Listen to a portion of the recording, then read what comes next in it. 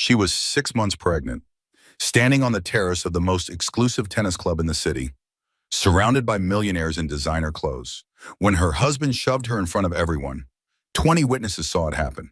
20 people who'd watched her disappear into this marriage, watched her become smaller, quieter, less. But there was one witness her husband didn't expect: the new tennis coach. The quiet guy who kept to himself, the one who'd been watching for 3 weeks. Her brother, Delta Force, missing for 8 years, and he'd seen everything. What happens when a pregnant woman finally says enough? When a trained soldier steps between his sister and danger? When 20 witnesses decide to stop looking away? This is the story of Elena Bennett, the millionaire's wife who everyone thought had it all, until the night everything shattered like glass on marble, and the brother who crossed an ocean to save her. Stay with me, because this story gets darker before it gets lighter, more painful before it gets hopeful. But I promise you it's worth every single minute.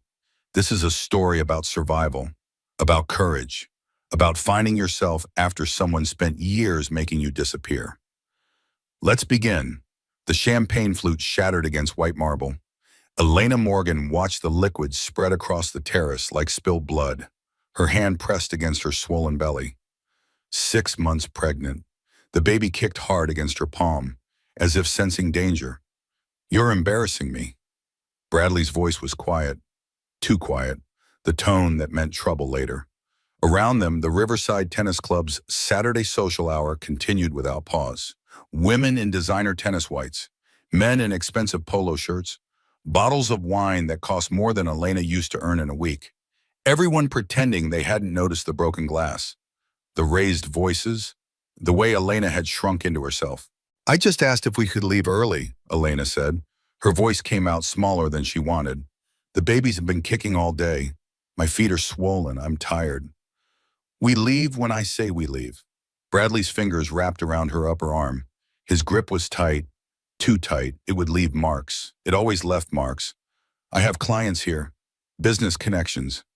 You knew that before we came." The new tennis coach walked past their table. Tall, broad shoulders, military bearing. Something about his profile looked familiar. Elena couldn't place it. He glanced their way. His eyes met hers for just a moment. Then he kept walking toward the courts with a basket of tennis balls. "Bradley, you're hurting me." His fingers tightened. "Stop being dramatic. Stop making a scene." Elena tried to step back, create space. Her heel caught on the edge of the terrace. She stumbled, lost her balance. Her hands flew up to catch herself. Bradley shoved her. Not hard, not violent, just enough. Just enough to make her cower herself against the table behind her. Just enough to make her knees buckle. Just enough to make her gasp. Just enough to make both hands fly to her stomach. To protect the baby. To shield the life inside her from the man who'd helped create it. Hard enough that 20 people saw. Hard enough that no one could pretend it didn't happen. The tennis coach dropped his basket. Balls scattered across the terrace, bright yellow against pristine white stone. They rolled everywhere, under tables, into planters, across the perfectly manicured lawn. He moved fast, impossibly fast. 1 second he was 20 feet away. The next second he had Bradley's wrist locked behind his back in some kind of military hold. "Don't touch her." His voice was steel. "Don't you ever touch her." Elena looked up, really looked, at the man holding her husband, at the face she hadn't seen in 8 years, at the brother who disappeared into the military and never come home. Ryan. Her brother's eyes locked on hers, dark brown, intense, exactly like she remembered from childhood. From scraped knees and bullies at school, from the day he'd left for basic training, except now something harder lived in those eyes. Something that made Bradley go completely still in his grip. "Hi, Ellie." Ryan's voice softened for just a moment when he said her name. Then it went hard again as he looked at Bradley. "We need to have a serious conversation about how you treat my sister." The club manager appeared. Marcus Webb had that panicked expression of someone watching their career implode. "Mr. Cole, please release Mr. Morgan immediately. We don't want any trouble here. This is a family establishment." Too late for that. Ryan didn't loosen his grip. I just watched this man assault a pregnant woman in front of 20 witnesses. My pregnant sister. The terrace had gone silent. Every conversation stopped mid-sentence. Every glass paused halfway to lips. Every eye turned toward their little tableau. Elena felt the weight of all those stares, all that judgment, all that curiosity. She'd spent 3 years making sure no one saw, making sure no one knew, making sure her marriage looked perfect from the outside. Now everyone was looking. Bradley found his voice. You're her brother? The tennis coach is her brother? This is insane. This is a setup. Delta Force, actually. Ryan smiled. It wasn't a friendly smile. Been stateside for 6 months. Needed a quiet job while I dealt with some transition issues. Tennis coaching seemed peaceful. Low stress. Good for dealing with PTSD. His eyes went cold. Turns out I was wrong about the peaceful part. Elena's knees felt weak. Not from the shove.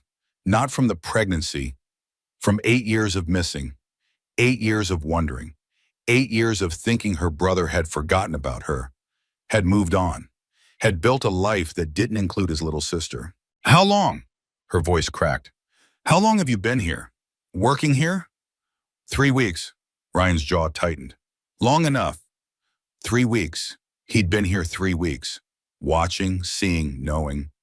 Long enough to see how Bradley spoke to her. How he controlled where she sat. What she ordered.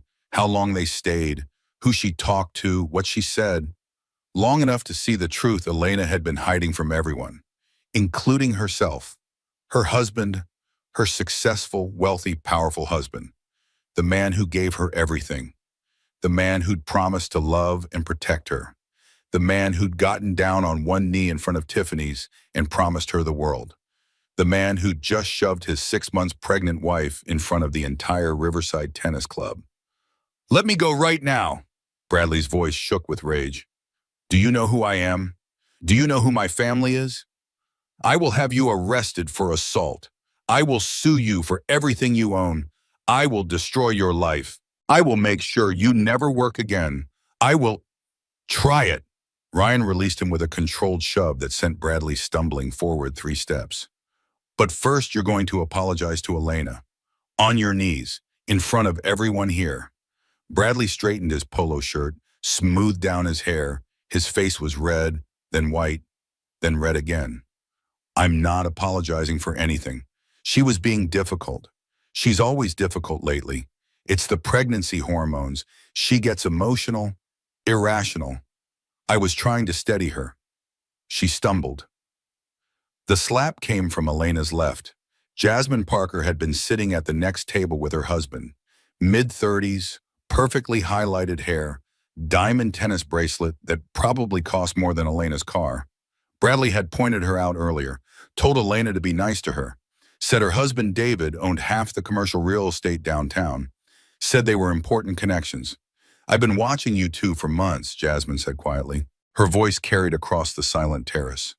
The way you talk to her, the way she flinches before you even move, the way she apologizes for things that aren't her fault. I told myself it wasn't my business. I told myself I was imagining things. She looked at Elena. I'm sorry, I should have said something sooner. I should have done something. Elena's throat closed. Someone had noticed. Someone had seen. She wasn't crazy. She wasn't imagining things. Someone else had witnessed what she'd been too afraid to name. Marcus Webb cleared his throat. Mr. Morgan, perhaps we should discuss this situation in my office, away from the members, in private. No. Ryan stepped between Bradley and Elena, a wall, a shield. We're discussing this right here, right now, with witnesses, with everyone watching. Elena, do you want to press charges against your husband for assault? Did she? The question hung in the air like smoke. If she said yes, everything would explode. Bradley's family was old money, connected, powerful. His mother, Diane, sat on every important board in the city. His father played golf with judges. His sister's fiancé was a state senator. They would destroy her, take everything, make her wish she'd stayed silent. But her hand rested on her belly, on the baby who just felt their father shove their mother, on the tiny person who was depending on Elena to keep them safe, to make the right choice, To be strong when being weak felt so much easier. Yes, the word came out stronger than she expected. Clearer, more certain. Yes, I want to press charges. Bradley's face went purple. You ungrateful little bitch. After everything I've given you, the house, the cars, the credit cards, the lifestyle, the security, this is how you repay me. By humiliating me in front of my business associates? By listening to some washed-up soldier who abandoned you 8 years ago? By not letting you assault me? Elena's voice didn't shake anymore. Yes, Bradley, that's exactly how I repay you. Ryan pulled out his phone. Detective Grant, Ryan Cole, I need you at Riverside Tennis Club immediately. We have an assault, multiple witnesses, pregnant victim. He paused. Yes, my sister. The next 15 minutes blurred together like a bad dream. Police cars arrived, lights flashing, no sirens. The club had probably requested discretion. Officers took statements, separated people, asked questions. It took photographs of the broken glass, of Elena's arm where Bradley had grabbed her, of the way she was holding her stomach. Bradley's attorney arrived wearing golf clothes in fury, started making demands, talking about misunderstandings, accidents, emotional pregnant women who couldn't be trusted. But the witnesses lined up, more than Elena expected. Jasmine Parker, Marcus Webb, despite his obvious discomfort, 3 other women from nearby tables, the waiter who'd served their dinner, a busboy who'd been clearing dishes. They'd all seen. They'd all stayed silent. Until now, Ryan stood beside Elena the entire time, not touching, just present. A solid wall between her and Bradley, between her and the life that was shattering around her like dropped crystal, between her and the person she'd been for 3 years, small, controlled, afraid. Where will you go? Ryan asked quietly while the police photographed the scene. After this, where will you stay? I don't know. Elena's voice was small again. The apartment is Bradley's apartment. The car is Bradley's car. The credit cards are Bradley's credit cards. Everything is Bradley's. I have nothing. You have me. Ryan's hand finally touched her shoulder. Gentle, careful, nothing like Bradley's grip. You've always had me, Ellie. I'm sorry it took me so long to find you. Elena turned to look at her brother. Really look at him.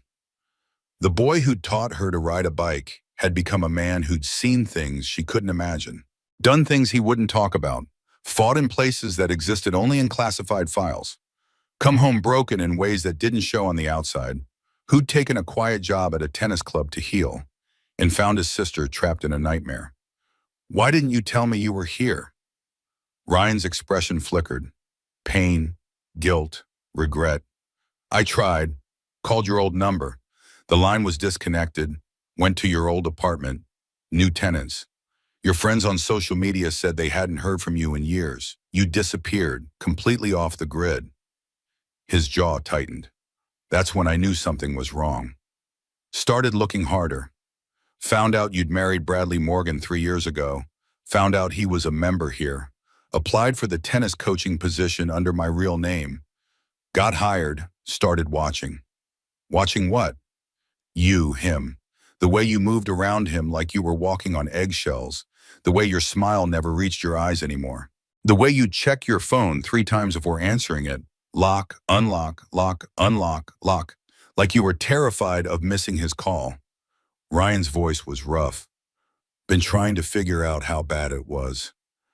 How to help without making things worse. Waited too long. I'm sorry. You're here now. Elena's voice broke. That's what matters. The police finished their photographs, their questions, their forms. Detective Louise Grant arrived 20 minutes after the initial call. Mid-40s, sharp eyes, no-nonsense haircut. She looked at the scene, at Bradley, at Elena's arm, at the witnesses, at Ryan. This is straightforward, she said. Multiple witnesses to an assault, clear physical evidence. Pregnant victim, wealthy perpetrator, with resources to flee. She looked at Bradley. Mr. Morgan, you're under arrest for assault. You have the right to remain silent. Bradley's attorney started objecting. talking about bail, about misunderstandings, about his client's standing in the community, his business obligations, his family's reputation. Detective Grant ignored him. She'd heard it all before. Elena could see it in her eyes. This wasn't her first wealthy man who thought money meant immunity. Wouldn't be her last. "Can I go?" Elena asked quietly. "Or do I need to stay?" "You can go. We have your statement. We have your contact information. We'll need you to come to the station tomorrow. Give a full formal statement. But tonight you need to rest. Take care of yourself and that baby." Detective Grant handed Elena a card. "My direct line. You call if you need anything. Day or night, anything at all." Ryan's hand on Elena's shoulder guided her toward the parking lot, away from the lights, the stairs, the whispers, the life she'd built on lies and silence. "I don't have anywhere to go," Elena said again. The reality was hitting her. "Everything I own is in that house. Our house, his house. We'll get your things. With a police escort if necessary. Tonight you're coming home with me." Ryan's voice left no room for argument. "It's not much, but it's safe, and right now safe is all that matters." Safe. When had that become the only thing that mattered? When had her life gotten so small that safety felt like luxury instead of baseline? When had she stopped expecting more, deserving more, believing she could have more? Elena looked back at the tennis club one last time, at the terrace where her marriage had ended, where her real life had finally begun, at the place where she'd been small and scared and silent for the last time. Tomorrow would be hard. Tomorrow would be terrifying. Tomorrow would be the beginning of a war she wasn't sure she could win. But tonight she was going home with her brother, the person who'd crossed an ocean to find her, who'd taken a job coaching tennis just to watch over her, who'd stepped between her and danger without hesitation. Tonight she was safe. And that was enough. Ryan's apartment was nothing like Elena expected. Clean, sparse, military precise in its organization. A mattress on the floor in one corner. No bed frame. One chair at a small table. A television mounted to the wall. Weights stacked neatly by the window. A punching bag hanging from a ceiling beam. Nothing on the walls except a single photograph in a simple black frame. Elena recognized it immediately. Herself at 12 years old. Gap-toothed smile, messy ponytail, soccer uniform. Ryan had kept it through everything, through deployments, through combat, through whatever hell he'd experienced that put those shadows in his eyes. "It's not much," Ryan said. He set her overnight bag by the mattress. He'd insisted they go back to Bradley's house with a police escort. Insisted Elena pack whatever she needed immediately. Clothes, toiletries, important documents. "But it's safe, and it's yours as long as you need it." Safe. There was that word again. When had safe become the highest aspiration? When had it replaced happy, fulfilled, free? Elena sank onto the edge of the mattress. Her hands wouldn't stop shaking. Adrenaline crash. She recognized it intellectually, but her body was still in fight or flight mode, still waiting for Bradley to appear, to apologize, to explain, to make her feel crazy for pressing charges. "He's going to destroy me," the words tumbled out. "His family has connections everywhere. Judges, politicians, lawyers. The police chief plays golf with his father every Sunday. They're going to make this go away, make me look crazy, vindictive, unstable." "Let them try." Ryan handed her a glass of water, sat on the floor across from her, giving her space. "I've faced worse than entitled millionaires with family connections. So have you. You don't understand." Elena's voice rose slightly. "Bradley controls everything. The bank accounts are all in his name. The house is only his name, the cars, the credit cards. Even my phone is on his family plan. I have nothing. Nothing that's actually mine. Then we start over." Ryan's voice was calm, patient, the same voice he'd used when teaching her to ride a bike, when helping with homework, when explaining why their father left. "I've started over before, multiple times. You can too." "I'm 6 months pregnant." Elena heard the edge of hysteria in her voice. "Starting over isn't exactly easy right now. What am I supposed to do? Where am I supposed to live? How am I supposed to support myself and a baby? One step at a time, one day at a time, same way anyone does. Ryan leaned forward slightly. But staying with Bradley? That wasn't easy either. That was slowly dying. At least this way, you're alive. The truth of it hit Elena like a physical blow. He was right. She'd been slowly dying for 3 years, becoming smaller, quieter, less, apologizing for existing, for taking up space, for having needs, for being human. Her phone buzzed. Bradley's mother, Diane Morgan. Third call in 10 minutes. Elena had been letting them all go to voicemail. Now she forced herself to look at the messages. This is a mistake, Elena. Bradley loves you. He made a small error in judgment under stress. Don't throw away your marriage over nothing. Our family attorney advises that you're making a serious legal error. False accusations carry severe consequences. Think about the baby. Children need their fathers. Don't be selfish and destroy your child's future over your emotions.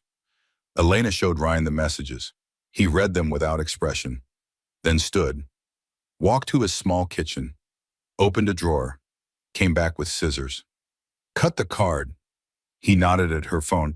Right now, take out the SIM card and cut it in half. Tomorrow, we'll get you a new number, new phone, your own plan that he can't track or control.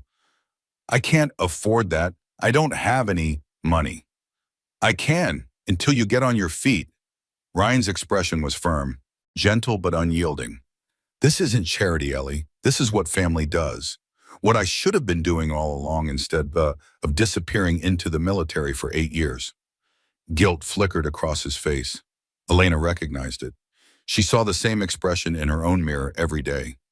Every time she wondered how she'd let her life become so small, so controlled. Every time she asked herself why she'd stayed silent so long. Where have you been? The question came out quieter than she intended. 8 years, Ryan. 8 years without a word, without a phone call, without even a letter. I thought you were dead. I thought I'd lost you. He was quiet for a long moment. His eyes focused somewhere past her, somewhere dark, somewhere he didn't want to revisit. Places I can't talk about, doing things I'm trying to forget. His hands flexed, opened, closed, opened. I came back different, wrong, needed time to figure out who I was anymore, if I was anything anymore. Took a medical discharge 6 months ago, been trying to build something normal ever since. Is that why you became a tennis coach? Seemed peaceful, low stress, repetitive in a good way, good for dealing with PTSD and anxiety. He gave a humorless laugh. Turns out watching my baby sister get abused by her millionaire husband wasn't exactly therapeutic. Elena's throat closed. You knew? Before today? I suspected from day one, for bringing. The first time you came to the club with Bradley. Ryan's voice hardened. The way you moved, like you were constantly calculating his reactions. The way you watched his face before speaking, before laughing, before doing anything. The way you apologized for everything. Even things that weren't your fault. Even things that weren't remotely your responsibility. It wasn't always this bad. Elena's hands twisted in her lap, defensive, ashamed. At first he was wonderful, attentive, romantic, generous. Everyone said I was so lucky, that I'd won the lottery, marrying Bradley Morgan. And then, Ryan's voice was gentle, encouraging, not pushing, just waiting. Then we got married, moved into his house. Things changed, little things at first. Elena felt tears building behind her eyes. He didn't like my work clothes, said they weren't appropriate for a woman in his social circle. Bought me a whole new wardrobe. Conservative, expensive, things he chose. I thought it was sweet, thoughtful, controlling. I didn't see it that way then. I thought he was helping me, improving me. Elena's voice got quieter. Then he started commenting on my friends, said they were too loud, too demanding of my time, too negative. Made it uncomfortable when they visited. Eventually they stopped trying. Isolation. Ryan's jaw worked. Classic abuse pattern. cut off the support system, make the victim completely dependent. I didn't see it as abuse. I thought I was growing up, maturing, becoming the kind of woman who belonged in his world. Elena felt hot tears on her cheeks now. Then he suggested I quit my job, said we were trying for a baby, that stress wasn't good for conception, that he made enough money for both of us, that I should focus on building our family. And you believed him. I wanted to believe him. I wanted to believe marriage was supposed to feel like this, that love required sacrifice, that making him happy was my job. Elena's voice broke. When did I become this person? This small, scared person who needs permission to exist. The baby kicked, hard, like punctuation, like protest. Her phone buzzed again. Different number. Elena almost didn't answer, but something made her pick up. Elena, a woman's voice, familiar. It's Jasmine from the club. Marcus gave me your number from the member contact list. I hope that's okay. I hope I'm not overstepping. It's okay. Elena's voice was hoarse from crying. I wanted to say something. What you did tonight took real courage, the kind most people never find. Jasmine paused. I watched my sister stay with a man like Bradley for 12 years. By the time she finally left, she didn't recognize herself anymore. Didn't know what she liked, what she wanted, who she was without him. I don't know who I am anymore either. Then this is your chance to find out, to remember. Jasmine's voice was firm, strong. I know you're scared. I know it feels impossible. I know Bradley's family is going to come at you with everything they have, but you're not alone. My husband and I want to help. No strings, no expectations, just help. Why? Elena couldn't help asking. You don't even know me. Because I wish someone had helped my sister sooner. Because I watched you tonight and I saw her, saw myself, saw every woman who's ever made herself smaller to fit someone else's expectations. Jasmine took a breath, and I saw your brother's face when Bradley touched you. That man would die for you, but you shouldn't have to rely on a man to save you anymore. You shouldn't need saving. You should just be free. I don't know what I need. Start with this. Tomorrow morning, 9 o'clock, my husband's friend is a family law attorney, one of the best in the state, Timothy Ashford. He's agreed to meet with you, pro bono, no charge, just a consultation to talk about your options. I can't accept charity. It's not charity, it's justice. Jasmine's voice was steel-wrapped in velvet. Men like Bradley Morgan count on women being too scared, too broke, too isolated to fight back. He's counting on you giving up, coming back, apologizing. Prove him wrong. After Elena hung up, she sat in silence for a long moment. Ryan had moved back to his position by the window, sitting, waiting, on guard even in his own home. Some habits never died. Someone wants to help, Elena finally said. A divorce attorney, Timothy Ashford, pro bono.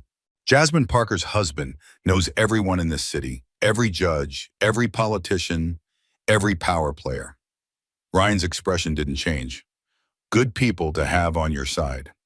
I don't understand why they'd help me. They don't owe me anything. Because you're not the first woman Bradley Morgan has hurt. You're just the first one with a Delta Force brother and 20 witnesses. Ryan's eyes were dark, dangerous. I made some calls while you were on the phone. Did some research. Bradley has had 3 prior girlfriends file restraining orders against him, all quietly settled by his family's attorneys, all buried under non-disclosure agreements and payoffs. Elena felt cold. Devaso. 3 other women? That I found in 20 minutes of searching public records. There are probably more who never filed, more who stayed silent, more who were paid off or threatened into submission. Ryan leaned forward. You're not weak for staying as long as you did. You're strong for leaving now. Remember that when his family comes after you. Remember that when the lawyers make you feel small. Remember that when you want to give up. The baby kicked again 3 times in quick succession. Like agreement, like determination, like a tiny person saying, not this time, not us, not anymore. Elena took a deep breath. I need to make a list. Everything I need for the baby, everything I left at the house, everything Bradley controls that I need to take control of. Tomorrow, Ryan stood and pulled a blanket from a closet, handed it to Elena. Tonight you sleep, actually sleep, without listening for his car, without watching his moods, without managing his reactions. Just sleep. Elena lay down on her brother's mattress. The ceiling was unfamiliar. The sounds were different. No climate control humming, no Bradley breathing beside her, no tension in her shoulders waiting for his mood to shift, waiting for the wrong word, the wrong expression, the wrong everything, just silence and safety, and her brother standing guard by the window. For the first time in 3 years, Elena slept through the night without nightmares. Timothy Ashford's office overlooked the river from the 17th floor. Floor-to-ceiling windows, leather chairs that probably cost more than Elena used to make in a month, original artwork on the walls, the kind of expensive that whispered instead of shouted. Old money, established power. Elena felt completely out of place in her Target maternity jeans and borrowed sweater from Ryan's closet. Her hair was pulled back in a messy ponytail. No makeup, no jewelry except her wedding ring.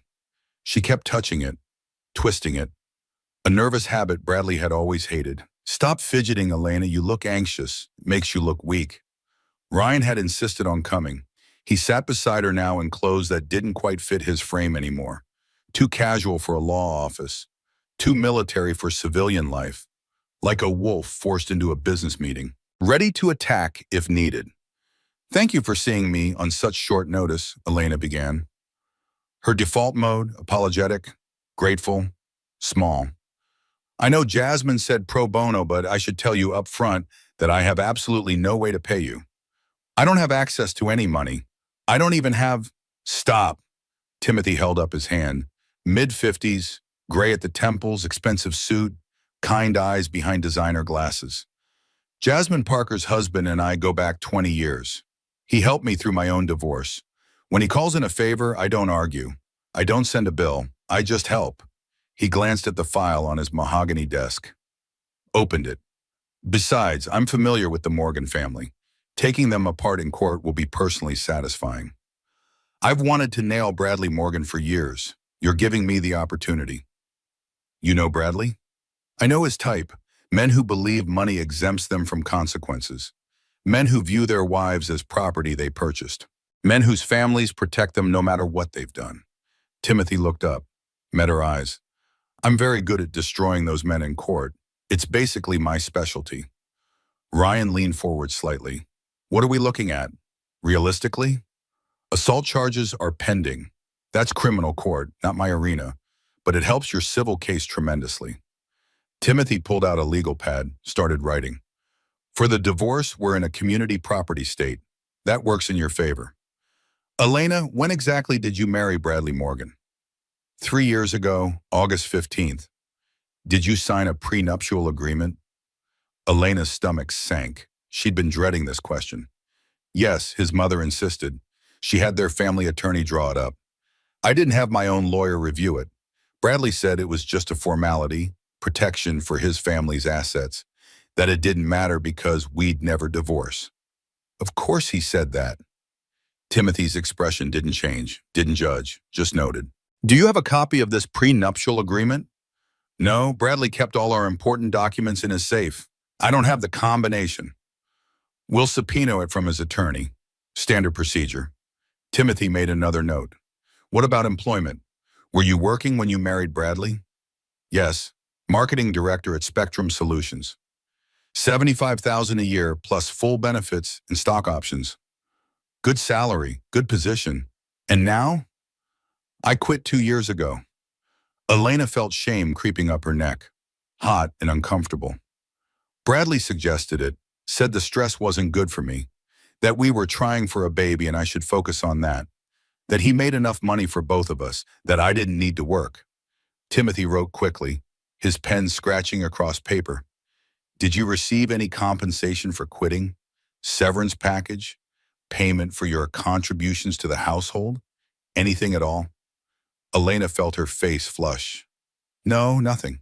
Bradley said he'd take care of everything, that I didn't need to worry about money ever again, that worrying about money was his job now. Translation, he wanted complete financial control, make you entirely dependent on his goodwill and generosity. Timothy looked up. This is a textbook financial abuse pattern, Elena. Make the victim dependent. Eliminate their ability to leave. Convince them they're incapable of surviving independently. You're not the first woman I've seen in this exact situation. Financial abuse. Elena had never thought of it in those terms. Bradley was generous. Expensive gifts, unlimited credit cards for household expenses, anything she wanted within reason. As long as she asked permission first. As long as she could justify the expense. As long as she remembered that everything belonged to him. That she owned nothing. That she was nothing without him. The prenup might be voidable, Timothy continued. Did you have independent legal counsel when you signed it? Your own attorney reviewing the terms? No, Bradley said his lawyer was representing both of us, that it was simpler that way, less expensive, more efficient. Let me guess, he made it sound like having your own attorney meant you didn't trust him, didn't believe in the marriage, were being difficult. Timothy's voice was dry, clinical. He'd heard this story before. Elena nodded, felt stupid, naive. How had she not seen it then? How had she believed him? That's not legal representation. That's a massive conflict of interest. Timothy made another note. His handwriting was quick, precise. We can absolutely challenge the prenup's validity based on lack of independent counsel, especially given the full circumstances of your marriage and what came after. What circumstances? Elena asked. What came after? A wealthy, established man in his late 30s marries a younger woman with significantly less financial sophistication, systematically isolates her from her career and support system, maintains complete control over all marital assets, then escalates to physical violence when she attempts to assert any independence. Timothy's voice was clinical, professional, but his eyes were angry. Courts are increasingly reluctant to enforce prenuptial agreements that appear designed to facilitate abuse. Ryan spoke for the first time since they'd sat down. What does Elena walk away with in a best-case scenario? Half of everything acquired during the marriage, the house, investment accounts, his business interests, plus spousal support while she gets back on her feet, child support for the baby. All medical expenses related to the pregnancy and delivery, and she keeps whatever she brought into the marriage, though that sounds minimal. I didn't bring much, Elena admitted. Student loans I was still paying off, a used car that died 6 months after the wedding, some furniture from my apartment that Bradley threw away, said it didn't match his aesthetic. Then we focus on marital assets. Timothy pulled up something on his computer. Turned the monitor so Elena could see. I took the liberty of running some preliminary searches last night and after Jasmine called. Bradley Morgan's real estate development company is valued at approximately $42 million. The house you shared is worth $3.8 million. He has investment accounts totaling another $6 million, multiple vehicles, art collection, a yacht. We're talking significant assets. The numbers were too big. Elena couldn't process them. $42 million? She was entitled to half of that? $21 million for 3 years of marriage? It felt wrong, obscene, like she was the gold digger Bradley's family would inevitably paint her as. I don't want his money. Elena heard herself say it, meant it.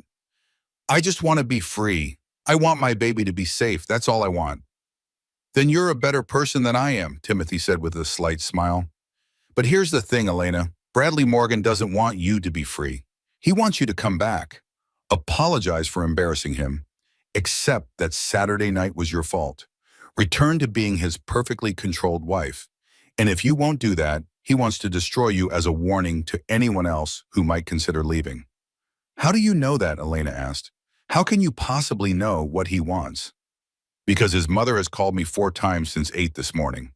Threatening, cajoling, offering to settle everything quietly if you just drop the charges and come home, saying you're clearly unstable from the pregnancy, saying you need help, not a divorce. Timothy's expression hardened. I told her any communication should go through me as your attorney, that she's not to contact you directly under any circumstances, that her interference is being documented. Elena's blood went cold. You talked to Diane? Briefly, before I knew she was violating basic legal ethics. She'll try again, through mutual friends, through your old connections, through anyone she thinks might influence you. She'll want to make you feel guilty, selfish, unstable, like you're destroying a good man over nothing. She's very good at that. Elena's voice was barely a whisper, making me feel guilty, like everything is my fault. I'm sure she is. Women like Diane Morgan have spent their entire lives protecting men like Bradley, covering up their mistakes, smoothing over their violence, convincing themselves and everyone else that family reputation matters more than any individual person's safety. Timothy closed his laptop. She's not going to change. She's going to come at you with everything she has. You need to be ready for that. Ryan made a sound, low, dangerous. If she contacts Elena directly, we'll file for a restraining order. Absolutely. Timothy turned back to Elena. Now, immediate priorities. First, you need your own bank account. Today, this afternoon, I have a contact at First National Bank who'll set you up with an account Bradley can't access, freeze, or monitor. Start building financial independence immediately. I don't have any money to put in it, not a single dollar. You have whatever cash is in your wallet. That's enough to start. Every journey begins with a single step, even if it's a tiny one. Timothy pulled out another form. Second, you need to document everything, every bruise, every threat, every incident of controlling behavior. Every time he made you feel worthless. Write it all down. Dates if you can remember them. Times, details, everything. Elena's hands started shaking. There's a lot. Years worth. Good. The more evidence, the stronger our case. Timothy handed her a legal pad and an expensive pen. Take this home. Start writing tonight. Don't edit yourself. Don't minimize. Don't make excuses for him. Just document what happened, what he said, what he did, how it made you feel. I don't want to relive it all. It hurts too much. I know, but we need it. Bradley's attorneys will paint you as a vindictive woman seeking revenge. We need to show the court what you were actually surviving. Timothy leaned forward. Third item, we need to discuss the assault charges. The district attorney is moving forward with prosecution. You'll need to testify. Bradley's family will hire the absolute best criminal defense attorneys money can buy. They'll try to discredit you, paint you as emotionally unstable, a gold digger who trapped him with a pregnancy, a woman with mental health issues. I'm not any of those things. Elena's voice rose. I'm not. I know you're not. But that's what they'll say. That's what they always say.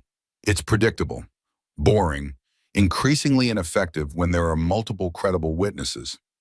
Timothy pulled out yet another file. 7 people gave detailed statements Saturday night, including Marcus Webb, the club manager, who has nothing to gain from lying, including Jasmine Parker, whose husband is more wealthy and connected than Bradley's family, including 3 other club members, including Service Soy, who witnessed his behavior throughout dinner. Elena didn't even remember most of dinner. She'd been so focused on monitoring Bradley's mood, reading his micro-expressions, calculating when to speak, when to smile, when to stay silent, when to touch his hand, when to pull away. An exhausting mental dance she'd perfected over 3 years. She'd stopped noticing what he actually said to her, stopped recognizing his casual cruelty as abnormal. I need you to understand something. Timothy's voice was gentle but firm. This is going to get worse before it gets better. Much worse.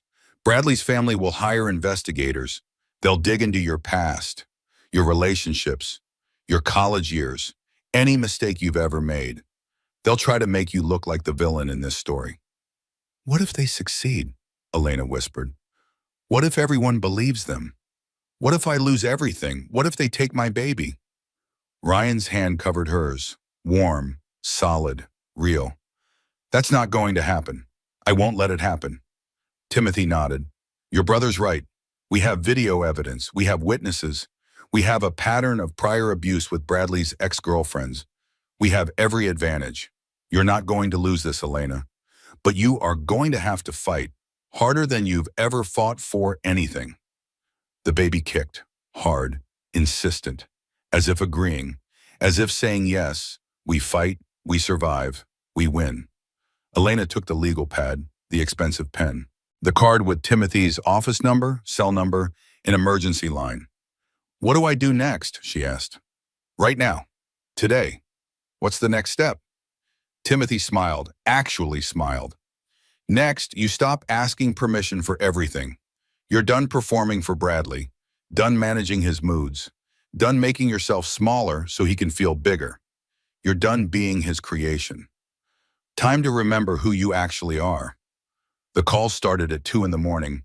Elena's new phone buzzed on Ryan's coffee table. She'd bought it that afternoon. Her own plan, her own number. The first thing she'd owned outright in 3 years. It buzzed again. Unknown number. She ignored it, tried to go back to sleep. But it rang again, and again, and again. By the 5th call in 10 minutes, Ryan was awake. He grabbed the phone without asking, answered without speaking, just listened. His expression went dark, dangerous. The military operative emerging from underneath the tennis coach. If you call this number again, I'm contacting the police and filing charges for harassment and witness intimidation. He ended the call, blocked the number. Bradley's mother, Diane. What did she say? Elena's voice was small, afraid. Nothing worth repeating. Ryan's jaw was tight. Threats wrapped in concern, manipulation disguised as love, the usual tactics of someone protecting an abuser. Nothing we haven't heard before. The phone rang again immediately, different number. Ryan answered this one too. His eyes met Elena's across the small apartment.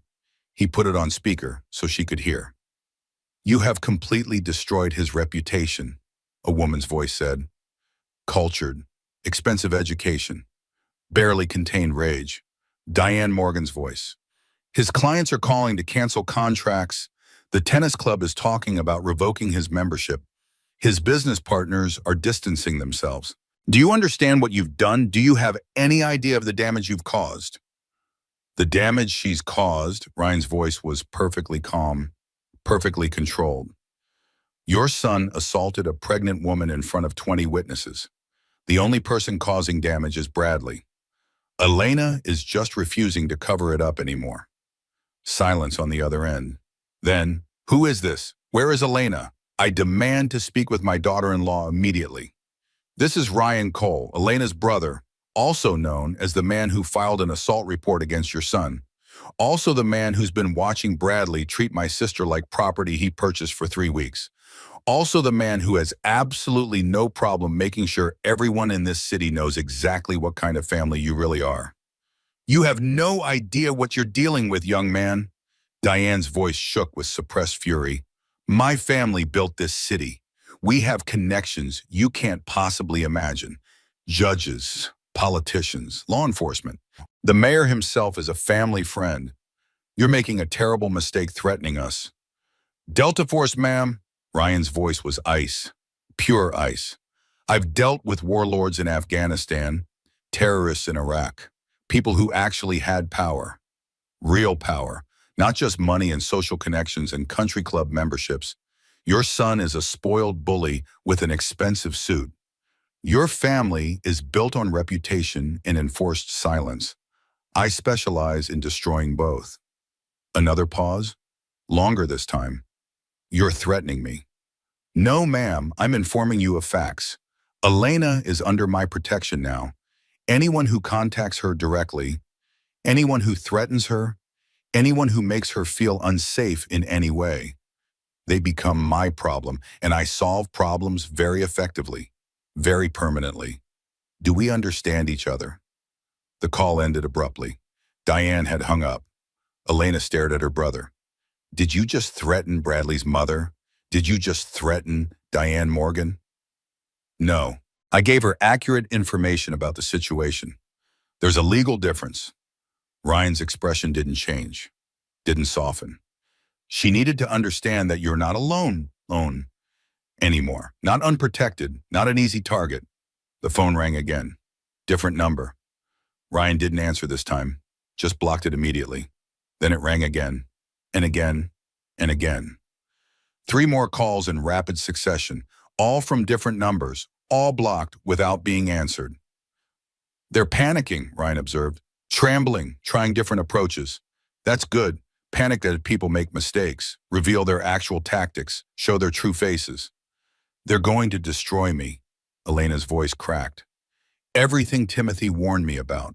They'll dig up every mistake I've ever made, every stupid thing I did in college, every relationship that ended badly.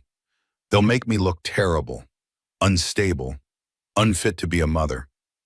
Let them try. Ryan sat down on the floor across from her. Ellie, what's the worst thing you've ever actually done? Real, genuine bad behavior? Not things you feel guilty about? Not times you weren't perfect? Actual harmful actions? Elena thought, really thought. I cheated on a calculus test my sophomore year of college. Got drunk at a party and made out with my roommate's boyfriend. She forgave me, but it was a terrible thing to do. Ghosted a guy after 3 dates because I was too anxious to break up with him properly. That's really it. Nothing criminal. Nothing that hurt anyone permanently. Because you're fundamentally a good person, a normal person, someone who makes normal human mistakes. Ryan leaned forward. They're going to try to paint you as unstable, a gold digger, a liar, a manipulative woman who trapped Bradley with a pregnancy. None of it will be true. Everyone who actually knows you will see through it immediately. What if no one actually knows me anymore? Elena's throat was tight. I don't have friends, Ryan. Real friends. I haven't talked to anyone from college in years. My work friends stopped inviting me to things after I kept canceling to accommodate Bradley's schedule. Everyone in my phone is connected to Bradley somehow. His associates, his family, his world. Then you rebuild, make new friends, reconnect with old ones who actually cared about you. Ryan's expression softened slightly. And you're not as alone as you think. Jasmine Parker called Timothy's office 6 times today checking on you, wanting to make sure you're okay, wanting to know what she can do to help. Elena's head snapped up. What? 6 times? She wanted updates, wanted to know if you needed anything. Money, clothes, a place to stay, wanted to invite you to dinner next week, wanted to introduce you to other women who have been through similar situations. Ryan pulled out his own phone, showed Elena a text message. She sent me this an hour ago. The message read, tell Elena she's welcome at our house anytime. Day or night, no notice needed. She's not alone in this. None of us are. Elena felt tears burning behind her eyes. Someone cared. Someone who barely knew her actually cared enough to reach out, to offer help, to make sure she survived. The phone buzzed again. This time it was a text message, not blocked because it came from a number Elena recognized. Victoria Huang, her former best friend from college. Someone she hadn't spoken to in 2 years because Bradley said Victoria was too dramatic, too negative, too demanding of Elena's time and attention. The message said, saw the news about Bradley. Are you okay? Where are you? Can I help? Please call me. I've missed you so much. News. Elena grabbed Ryan's laptop from the coffee table, opened it, Googled Bradley Morgan assault with shaking hands. 5 articles came up, all from local news sites, all posted in the last 24 hours, and all with headlines that made Elena's stomach drop. Millionaire developer arrested for assault at exclusive tennis club. Bradley Morgan, heir to prominent real estate family, charged with assaulting pregnant wife. Witnesses describe disturbing pattern of control at Riverdale incident. Morgan family attorney calls charges baseless, claims misunderstanding. Sources say multiple former girlfriends filed restraining orders against Bradley Morgan. Elena's stomach turned. This is public. Everywhere, everyone knows. Yes. Ryan didn't look concerned, didn't look worried, which means Bradley and his family can't make it disappear quietly, can't settle it behind closed doors, can't pressure you into silence. Their perfect reputation just shattered very publicly. Elena clicked on the first article. Read it with a sick, disconnected feeling. The words were factual, dry, clinical, but the comments section was a completely different story. I've worked service industry in this city for years. Seen Bradley Morgan treat waitstaff like garbage. Not remotely surprised by this. His first serious girlfriend had a restraining order against him in college. Everyone knew, but nobody talked about it. Family paid her off. This is a pattern. Wealthy men think they can do whatever they want. Finally, someone's holding them accountable. Good for her for pressing charges. Too many women stay silent. But there were other comments too. Dozens of them, hundreds. She's clearly after his money, convenient timing being 6 months pregnant. Women lie about abuse constantly to win custody and cash in divorces. Wait for his side of the story. This is a gold digger trying to destroy a good man. She probably provoked him. Pregnant women are insanely hormonal and irrational. I know the Morgan family. They're good people. This woman is making it all up. Elena closed the laptop. I can't read those.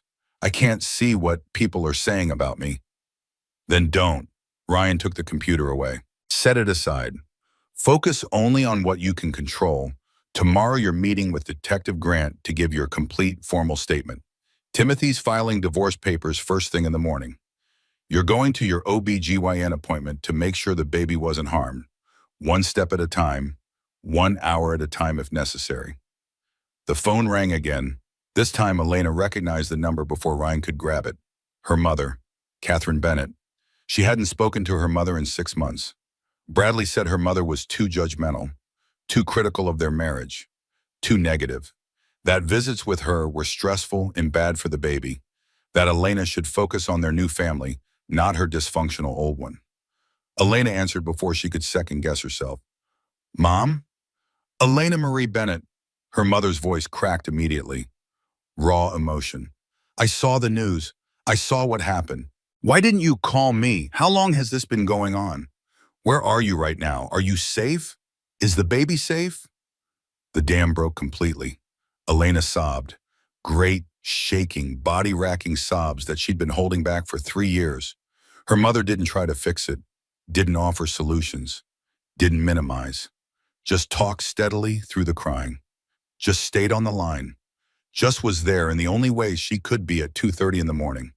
I'm sorry, Elena finally managed between gasps. I'm so sorry I disappeared. I'm sorry I stopped calling. I'm sorry I chose him over you. I'm sorry for everything. Stop apologizing right now. Her mother's voice was fierce, furious. You survived. That's all that matters. You survived, and now you're getting out. That's all I care about. Now tell me where you are. Give me the address. I'm getting in the car right now. Mom, it's almost 3 in the morning. You're 2 hours away. I don't care if it's 3 in the morning. I don't care if it's 3 in the afternoon. I don't care about anything except getting to my daughter. Her mother's voice broke. Tell me where you are, baby, please. Ryan took the phone gently. Hi, Mrs. Bennett. It's Ryan, Ryan Cole, Elena's brother. She's with me. She's safe. We're at my apartment in Riverside. He gave the address clearly, slowly. Come whenever you want. I'll put coffee on. I'll be awake. The door will be open. Elena's mother arrived exactly 1 hour and 47 minutes later. She must have broken every speed limit. Must have driven like the world was ending. She burst through Ryan's apartment door like a hurricane. Grabbed Elena, held her, cried, whispered fierce, protective things that mothers say when their children are hurting. Then she turned to Ryan, hugged him too, hard, long, held him like she'd thought she'd lost him forever. Thank you, Catherine whispered. Thank you for keeping her safe. Thank you for finding her. Thank you for being there when I couldn't be. I should have found her sooner. Ryan's voice was rough, guilty. I should have looked harder, should have known something was wrong when she went silent. You found her. That's what matters. Catherine pulled back, looked at both of them, her children, together again after so many years. You found her, and now she's not alone anymore. Now we fight together. Elena watched her mother and brother, the family she'd been systematically erased from, the people who'd been searching, waiting, hoping, never giving up completely even when she'd disappeared. She hadn't lost them. She'd been stolen from them, cut off, isolated. And now, slowly, painfully, she was finding her way home. Her phone buzzed one more time. Another text, this time from Bradley himself, his actual number. This is insane. You're being insane. Come home right now. We'll work this out privately, like adults. I love you. The baby needs a father. Don't throw away our family over a misunderstanding. Over nothing.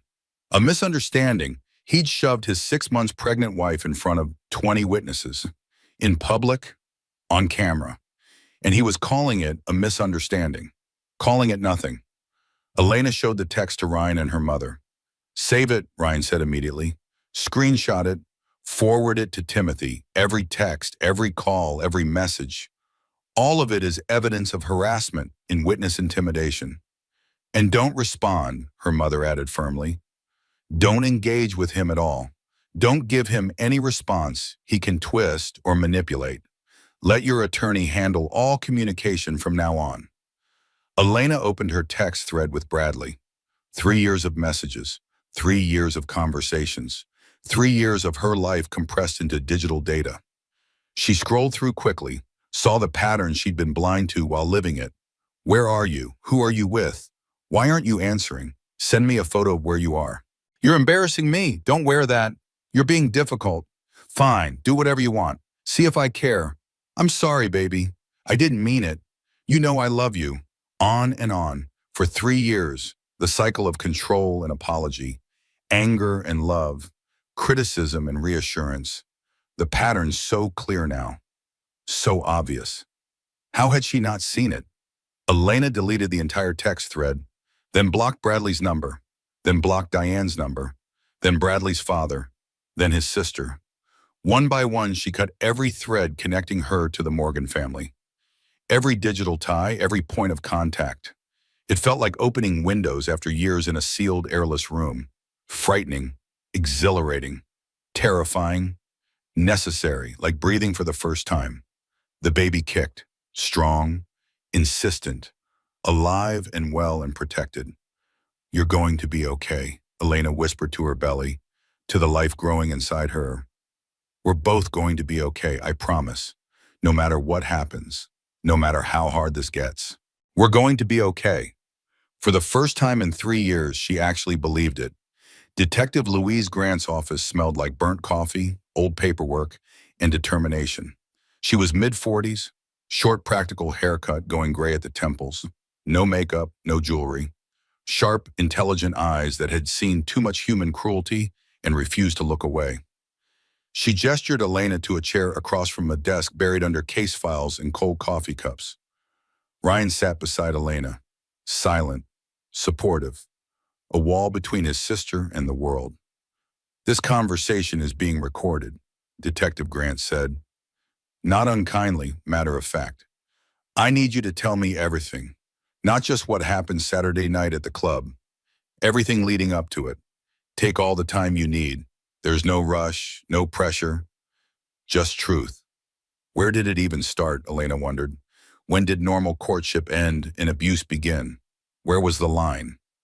Bradley was incredibly charming when we first met, Elena began. Her voice sounded strange to her own ears, detached, clinical, like she was describing someone else's life. I was 26, working at Spectrum Solutions. He was 39, successful, confident. We met at a professional networking event. He singled me out immediately, made me feel like the only person in the room. Love bombing, Detective Grant murmured. Writing notes. Common pattern in abusive relationships. Continue. We dated for 6 months. It was perfect. Too perfect, looking back. Expensive dinners, weekend trips. He wanted to know everything about me, where I went, who I talked to, who I spent time with. At first, it felt like genuine interest, like he cared.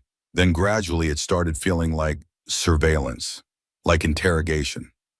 Elena's hands twisted in her lap. The baby pressed against her bladder. Uncomfortable. She needed to use the bathroom, but didn't want to interrupt. Didn't want to seem difficult. Stop. She could use the bathroom whenever she needed. She didn't need permission anymore. Excuse me, Elena said. I need to use the restroom.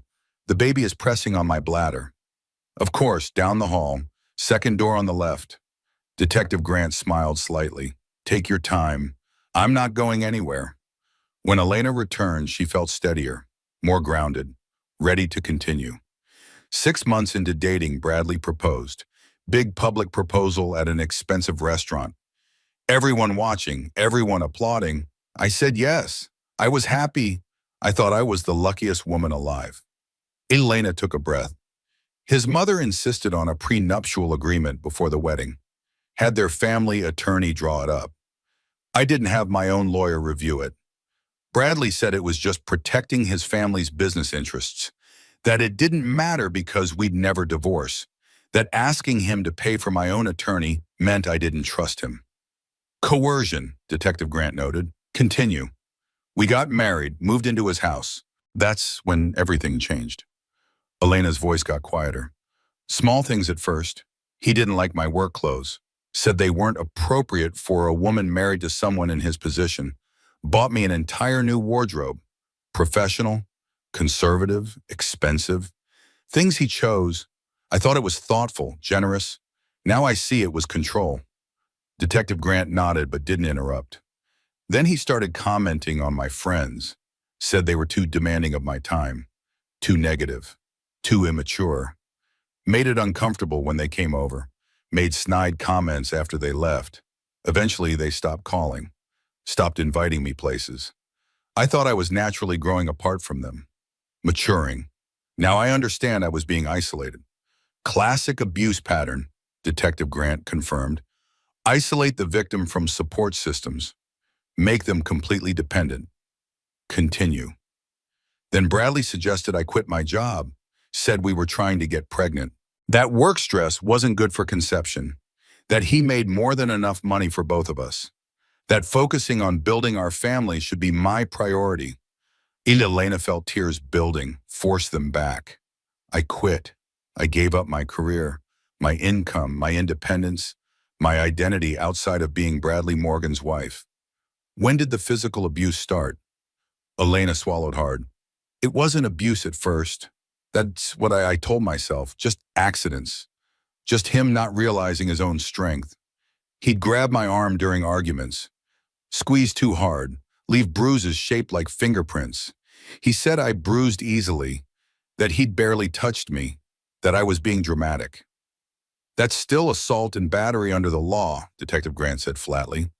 The fact that you didn't recognize it as such doesn't change the legal reality. What else? Elena pulled up her sleeve, showed the faint yellow-green marks still visible on her upper arm. These are from 3 days before the tennis club incident. He grabbed me because I'd bought the wrong kind of coffee, said I wasn't paying attention, wasn't listening, wasn't being a good wife. Detective Grant stood, came around the desk, took detailed photographs of the bruises with a professional camera, multiple angles, with a ruler for scale. What else? Other incidents? Elena described the escalation, the way Bradley's anger had grown over 3 years, the way his grip got tighter, his voice colder, his criticism sharper, the way he'd back her into corners during fights, block doorways so she couldn't leave, make her feel trapped, hunted, afraid in her own home. She described the time he'd pushed her against the kitchen wall and held her there by the throat. Not strangling, just holding, just demonstrating that he could, that he was stronger, that she was helpless. 5 seconds that felt like forever. She'd been 3 months pregnant at the time. Did you call police after that incident? Detective Grant asked. No. He apologized immediately afterward. Cried, actually cried. Said the stress of impending fatherhood was overwhelming him. That he'd never hurt me again. That he loved me more than anything. That he needed help, needed me to be patient while he figured things out. Elena's voice broke. I believed him. God help me, I believed every word. Most victims do. On average, abuse victims return to their abusers 7 times before leaving permanently. The fact that you stayed doesn't make you weak, it makes you human. Detective Grant's voice was gentle, professional. Tell me about Saturday night, the tennis club incident. Elena walked through it, every detail, the dinner, Bradley's deteriorating mood as the evening progressed, her exhaustion, her swollen feet, the baby kicking, asking to leave early, his refusal, his anger, the champagne glass, the grip on her arm, the shove. 7 witnesses gave detailed, consistent statements, Detective Grant said when Elena finished. All describing what you just described, plus the tennis club has comprehensive security camera footage. We have the entire incident on video. High-quality color video with sound. There's video? Elena hadn't known, hadn't thought about it. Crystal clear video. Bradley's attorney is already trying to have it suppressed as evidence. Won't work. It's security footage from a private establishment. Completely admissible in court. Detective Grant leaned back. Elena, I'm going to be very direct with you. This case is exceptionally strong. Multiple credible witnesses, video evidence, your brother's testimony as an intervening party, the pattern of prior restraining orders filed by Bradley's ex-girlfriends. Bradley Morgan is going to jail. Elena's breath caught. Jail? Actually jail? Assault on a pregnant woman is taken extremely seriously by prosecutors and juries. Add in the pattern of prior behavior, his family's attempts to interfere with the investigation, the public nature of the attack. Detective Grant nodded. He's looking at a minimum of 1 year, possibly 3 to 5 depending on how the trial goes and what other evidence emerges. 1 year. Elena should have felt relief, should have felt vindicated. Instead, she felt terrified. His family will never forgive me. They'll destroy me. His family enabled a serial abuser. They covered up his prior assaults. They paid off previous victims. They're complicit in his behavior. Their forgiveness is not something you need or want. Detective Grant pulled out another form. Now I need to ask you something difficult, something personal. Has Bradley ever been sexually violent? Coerced you into sexual activity? Forced sex when you didn't want it? Anything that made you feel unsafe during intimate moments? Elena's throat closed. She hadn't thought about it in those terms, hadn't let herself examine that part of their marriage. But there were nights, many nights, when she'd been too tired, or upset, or stressed, or sick, or just not in the mood. And Bradley had pushed, pressured, guilted, made her feel like withholding sex was cruel, selfish, a violation of her marital duties, made her feel like her body belonged to him, that saying no wasn't really an option. I don't know if it counts as violence, Elena whispered. I didn't say no, not directly, not explicitly. Did you say yes, enthusiastically, without pressure or guilt or fear of consequences? Silence, long, heavy, damning silence. That counts, Detective Grant said gently. It's extremely difficult to prosecute, nearly impossible to prove beyond reasonable doubt, but it counts as part of the pattern. And you need to know that what he did to you was wrong, that your body belongs to you, that consent under coercion isn't real consent. Elena nodded, couldn't speak, couldn't look up. The baby kicked hard, like anger, like agreement, like a tiny person saying never again, not us, not ever. After the formal statement was complete, Detective Grant walked Elena and Ryan out to the parking lot. Gray morning, rain threatening. The world felt heavy, oppressive. One more thing, the detective said at the car. Bradley has been calling here repeatedly, leaving voicemails, asking about you, asking when you're planning to drop the charges, asking how he can contact you, asking what he needs to do to fix this. What did you tell him? Elena asked. Nothing. He's represented by counsel. All communication goes through his attorney. But I need you to know he's actively trying to reach you, trying to control the narrative, trying to manipulate the situation. Detective Grant handed Elena another business card. If he contacts you directly through any means, if he shows up anywhere you are, if you feel unsafe for any reason at all, you call me immediately, day or night. We'll arrest him for witness intimidation and attempting to violate the restraining order. There's a restraining order? Elena hadn't known. Emergency protective order issued Sunday morning. He's not allowed within 500 feet of you. Can't contact you directly or through intermediaries. Violations mean immediate arrest and bail revocation. Detective Grant's expression was firm. You're protected by law now. Use that protection. Ryan drove Elena to her OB/GYN appointment. Dr. Rachel Morrison was warm, efficient. She did an ultrasound while Elena stared at the ceiling and tried not to cry. Everything looks perfect, Dr. Morrison said after a thorough examination. Baby's heartbeat is strong. Growth is exactly on track for 26 weeks. No signs of distress from Saturday's incident. No placental issues. No indication of premature labor. You did everything right. Protected your stomach. sought help immediately. You and this baby are going to be fine. Really? Elena's voice shook. You're sure? Really, I'm sure. Babies are remarkably resilient in utero, protected by amniotic fluid in your body. You shielded the impact. The baby is safe. Dr. Morrison squeezed Elena's hand. I saw the news reports. What you're doing takes incredible courage. Most women never press charges, never leave. You're breaking a cycle. It doesn't feel courageous. It feels like barely surviving, like stumbling through darkness. That's exactly what courage looks like. It's not fearlessness. It's being absolutely terrified and doing the right thing anyway. Dr. Morrison pulled up Elena's chart on the computer.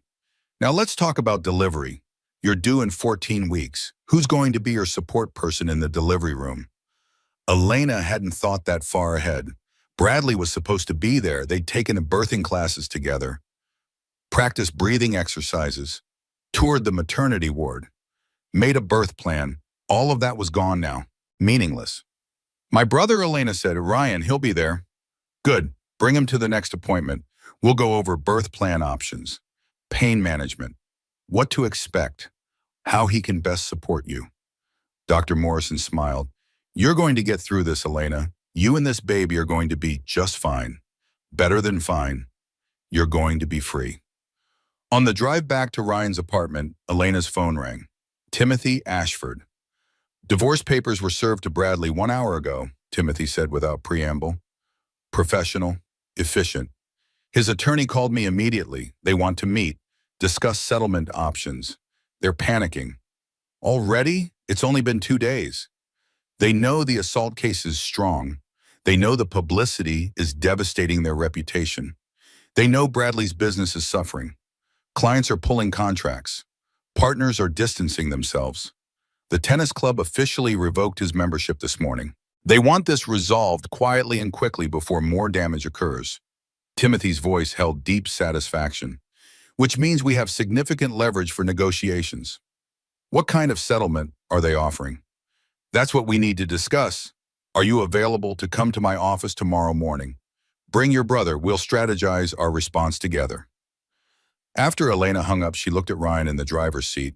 They want to settle already before the divorce even really starts. Of course they do. Their golden boy's reputation is destroyed. Their perfect family is under public scrutiny. Bradley's business is imploding. They want you to quietly go away, take some money, sign a non-disclosure agreement, disappear. Ryan's jaw tightened. Don't let them. I don't want their money. I just want to be left alone. I want to be free. Then we make freedom expensive. We make them pay for every moment of abuse they enabled, every time they covered for Bradley. Every woman before you they paid off and silenced. Ryan's eyes were hard, cold. You're not just fighting for yourself anymore, Ellie. You're fighting for everyone Bradley hurt. Everyone he might hurt in the future if someone doesn't stop him. The baby kicked again, strong, determined, a tiny person who deserved better than a father who saw violence as acceptable, who deserved a mother strong enough to walk away, strong enough to fight. Okay, Elena said, let's fight. Bradley's attorney made the first settlement offer 3 days later. Timothy Ashford read it aloud in his office with something between disgust and dark amusement in his voice. $2 million, full custody to Bradley. Elena would have supervised visitation every other weekend. She signs a comprehensive non-disclosure agreement, never speaks about the marriage publicly, never discusses the assault, never grants interviews. Essentially disappears quietly from Bradley's life and reputation. He tossed the papers across his mahogany desk. They're completely insane. $2 million and they take your baby? After Bradley assaulted you on camera with 20 witnesses? After 3 prior restraining orders? This is insulting. Elena stared at the papers. $2 million. More money than she'd ever imagined having. Enough to start over anywhere. Never worry about bills again. Give her baby everything, Tim. Security, education, opportunities, except a mother. Tell me you're not even remotely considering this, Timothy said, his voice sharp, alert, reading her face. I'm not, Elena said, but her voice wasn't as firm as she wanted it to be. O sea, $2 million would solve everything. She could disappear, move to another state, start completely fresh, never have to face Bradley again, never have to testify, never have to relive the abuse publicly. The baby would grow up wealthy, privileged, want for nothing material, except they'd grow up without their mother. Raised by a man who'd shoved her while pregnant, taught that violence was acceptable, that control was love, that money solved everything. They're betting on your fear, Timothy continued, his voice gentler now, betting that you'll believe you can't win against the Morgan family resources, that you'll take whatever they offer just to make the nightmare stop, that you'll convince yourself 2 million is generous, fair, more than you deserve. Can I actually win against them? Elena's hands twisted in her lap, the familiar anxious gesture. Really? They have unlimited money, unlimited resources, unlimited connections. I have a brother living paycheck to paycheck and an attorney working pro bono. How is that a fair fight? You have 7 eyewitnesses who watched Bradley assault you. You have high-definition security camera footage. You have a decorated Delta Force veteran who intervened. You have a detective who personally hates wealthy men who abuse women. You have a district attorney up for re-election who would love the publicity from successfully prosecuting a Morgan. Timothy leaned forward. And you have me. I've been destroying men like Bradley Morgan in courtrooms for 20 years. This is literally what I do best. Ryan spoke from his position by the window. What should we counter with? Everything. Timothy pulled out a fresh legal tome, started writing. Full custody to Elena. Bradley gets supervised visitation only, pending completion of court-mandated anger management programs and parenting classes. Elena gets the house or equivalent value in cash, half of all marital assets, spousal support for 5 years while she rebuilds her career, full medical expenses for pregnancy, delivery, and postpartum care. Elena retains all future earnings from employment, no non-disclosure agreement whatsoever. She can speak freely about her experiences. He looked up. And Bradley pays all attorney fees for both sides. They'll never accept that, Elena said, her voice small, defeated before even trying. They'll negotiate. We'll end up somewhere in the middle. But we start high. We demand everything. Timothy's expression was firm. Elena, listen to me carefully. This isn't just about money. This is about power, control. They want you to feel grateful for whatever crumbs they toss your direction. We're going to make them understand that you're not begging. You're demanding what you're legally and morally entitled to. Elena's phone buzzed. Unknown number. Again. They'd been coming constantly for 3 days now. Different numbers, sometimes 20 or 30 calls per day, text messages, emails, all saying the same things. Come home. Stop being difficult. Think about the baby. You're making a mistake. You'll regret this.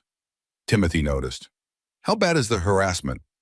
Constant, maybe 30 or 40 calls and texts per day. Different numbers every time. Most of it is Bradley's family. His mother, his sister, his father. Sometimes Bradley himself from borrowed phones. Some of it is people I don't even know. Friends of the family, business associates, the country club members, all telling me I'm destroying a good man over nothing. Save everything, screenshot every text, forward every voicemail to me. Document every single contact. Timothy made notes. This is witness intimidation, harassment. It all builds the case that Bradley and his family think they're above the law. Does saying you'll regret this count as a threat? Elena asked. Absolutely yes. Any statement implying negative consequences for pursuing legal action is witness intimidation under state law. Timothy looked at Ryan. Has she been staying with you this entire time? Every night. I don't let her go anywhere alone. I'm with her or our mother is. Ryan's expression was grim, dark. Bradley showed up at my apartment building 2 days ago, Tuesday afternoon. Waited in the parking lot by my car, just sitting there, watching. I called police immediately. He left before they arrived. But he was there, violating the restraining order. Elena's head snapped toward her brother. What? You didn't tell me that happened. Didn't want to scare you. Didn't want to add more stress while you're pregnant. But you need to know now. Ryan's voice was gentle, apologetic. He's escalating, getting desperate, making increasingly poor decisions. That's when men like Bradley become most dangerous, when they're losing control. Timothy nodded slowly, seriously. We need to file for an extended restraining order immediately. Today. No contact whatsoever. No proximity. No intermediaries. Violations mean immediate arrest and bail revocation. Won't that make him angrier? Elena asked. Won't that make everything worse? Probably, but your safety matters infinitely more than his feelings. Timothy started pulling up forms on his computer. Ryan, can she continue staying with you long term? Or do we need to arrange alternative housing? She can stay as long as she needs, forever if necessary. Ryan's tone left absolutely no room for argument. But long-term she'll want her own place, her own space, her own home. Agreed, which means we need to resolve the housing situation quickly. Timothy pulled up property records, turned his monitor so Elena could see. The house you shared with Bradley is valued at $3.8 million. Purchased 18 months into your marriage. Your name isn't on the deed. Bradley said it was cleaner for tax purposes. Simpler, more efficient. That putting my name on the deed was unnecessary paperwork. Elena felt stupid saying it out loud. Naive. Gullible. Classic financial control tactic. But the house is still marital property under state law. You're entitled to half its current value. Timothy made more notes. Ideally, you'd keep the house. Raise the baby there in a familiar, stable environment. I can't afford the mortgage on that house. The property taxes alone are $20,000 a year. The maintenance, the utilities, the gardening service, the cleaning service. Elena's voice rose slightly, panic creeping in. I don't even have a job. I have $63 in my bank account. Then we sell the house, split the proceeds. You buy something smaller and more manageable. Or Bradley buys out your half, pays you $1.9 million in cash, keeps the house for himself. Timothy looked up. Either way, you walk away with significant resources to rebuild your life. He'll never agree to any of this. Let me worry about what Bradley will agree to. That's my job, not yours. Timothy's smile was sharp, predatory. His attorney has called me 6 times since yesterday. They're panicking. The assault trial date is officially set. Media interest is growing. Every day this drags on publicly, Bradley's reputation takes more damage. His business suffers more losses. The Morgan family social standing erodes further. Elena's phone buzzed again. This time she recognized the number. Jasmine Parker. She answered. Elena, thank God you picked up. Jasmine sounded breathless. Urgent. Are you watching the news right now? Channel 7? No, why? What's happening? Bradley gave an interview. It's airing live right now. You need to see this immediately. Timothy already had his television on, turned to Channel 7.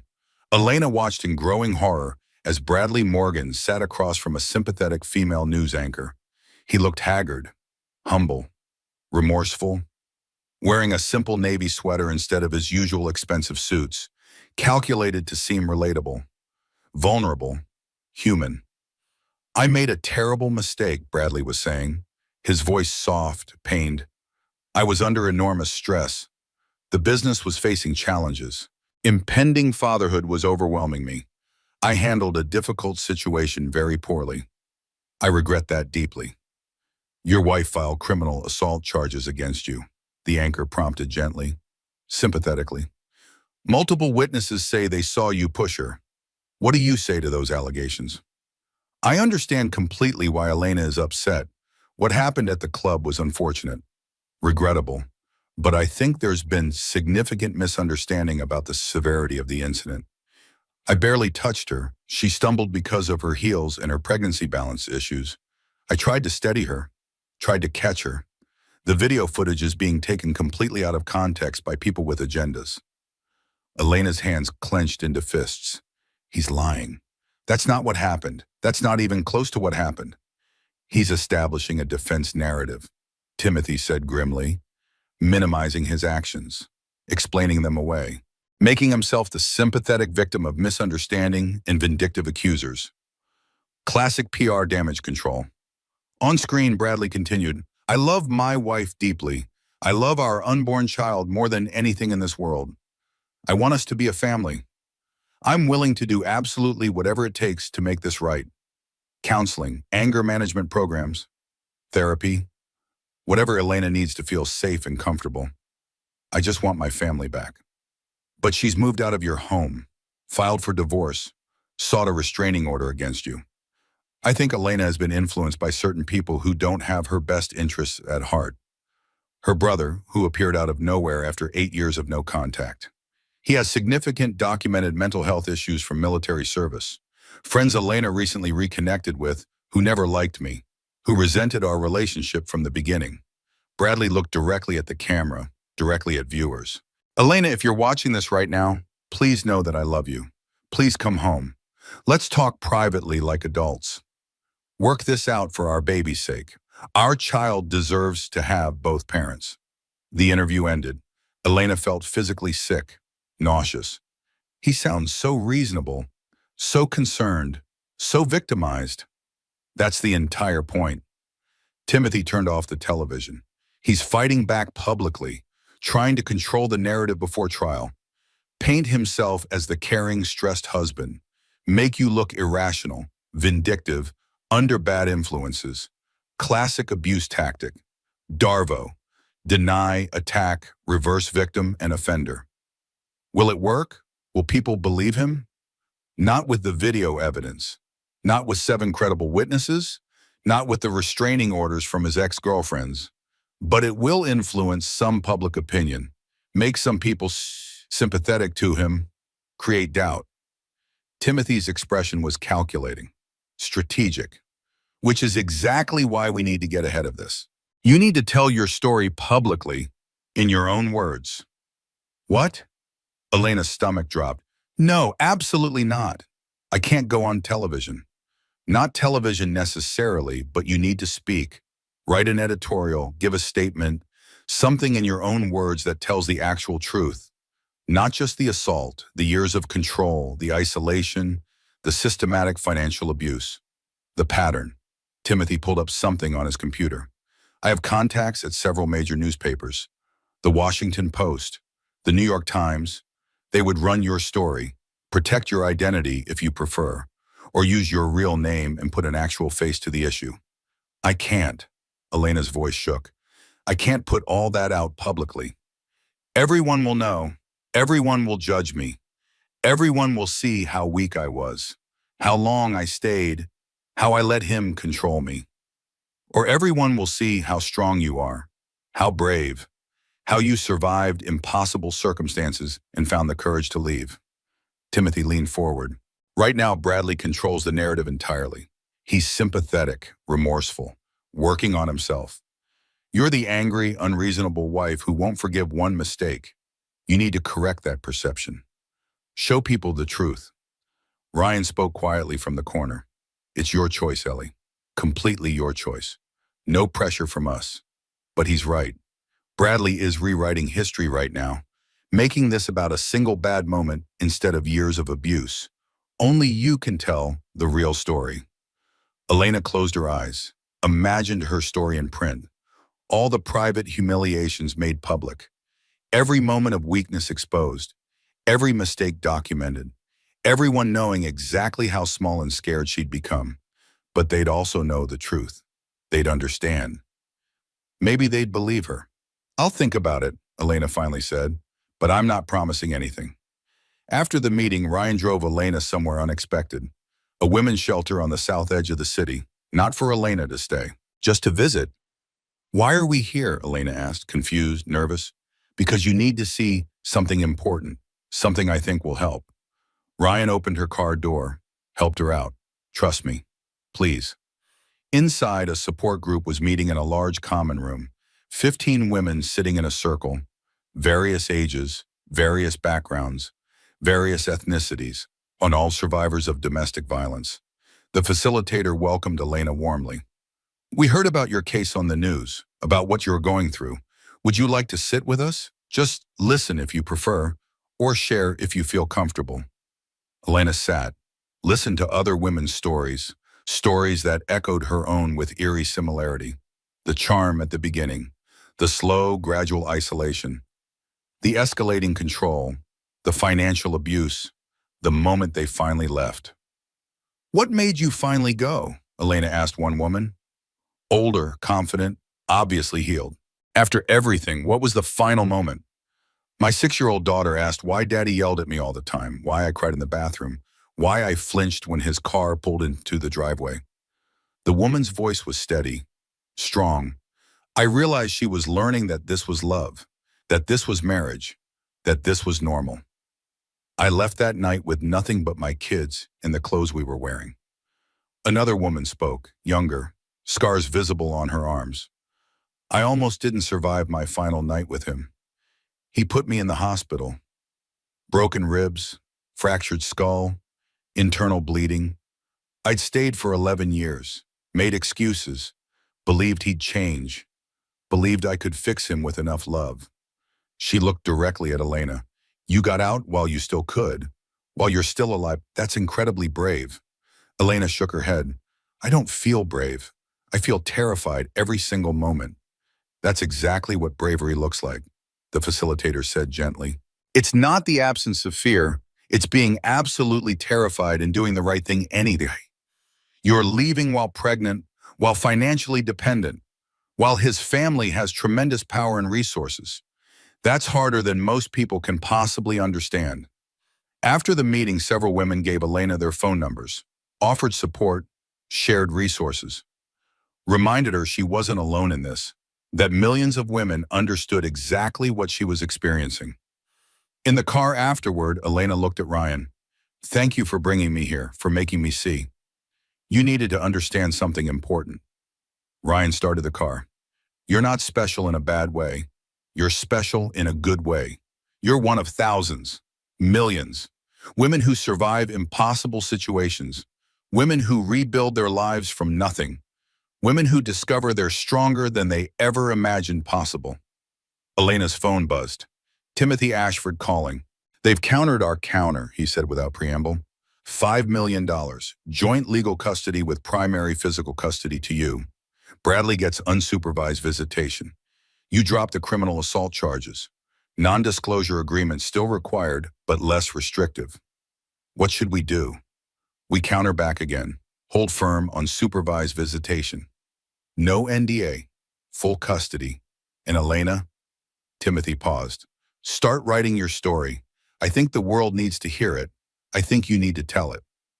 That night, Elena sat at Ryan's small kitchen table, opened her laptop, stared at the blank screen for a long time.